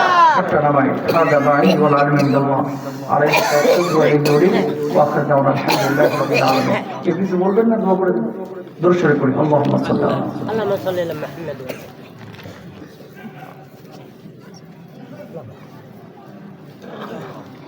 اللهم آمين. ربنا ظلمنا أنفسنا وإن لم تغفر لنا وترحمنا لنكونن من الخاسرين. رب العالمين আল্লাহ মধ্যমগ্রী পর্যন্ত কোরআন থেকে কথা হলো, সুন্নাহ থেকে কথা হলো, যা কিছু শুনলাম আপনি আমাদের প্রত্যেককে বুঝে বুঝে আমল করার তৌফিক দান করেন। আমিন। আল্লাহ জীবনে অনেক গুনাহ করেছি, মা বোন জেনে গুনাহ করেছি, না জেনে গুনাহ করেছি, প্রকাশ্যে গুনাহ করেছি, গোপনে গুনাহ করেছি। গুনার দিকে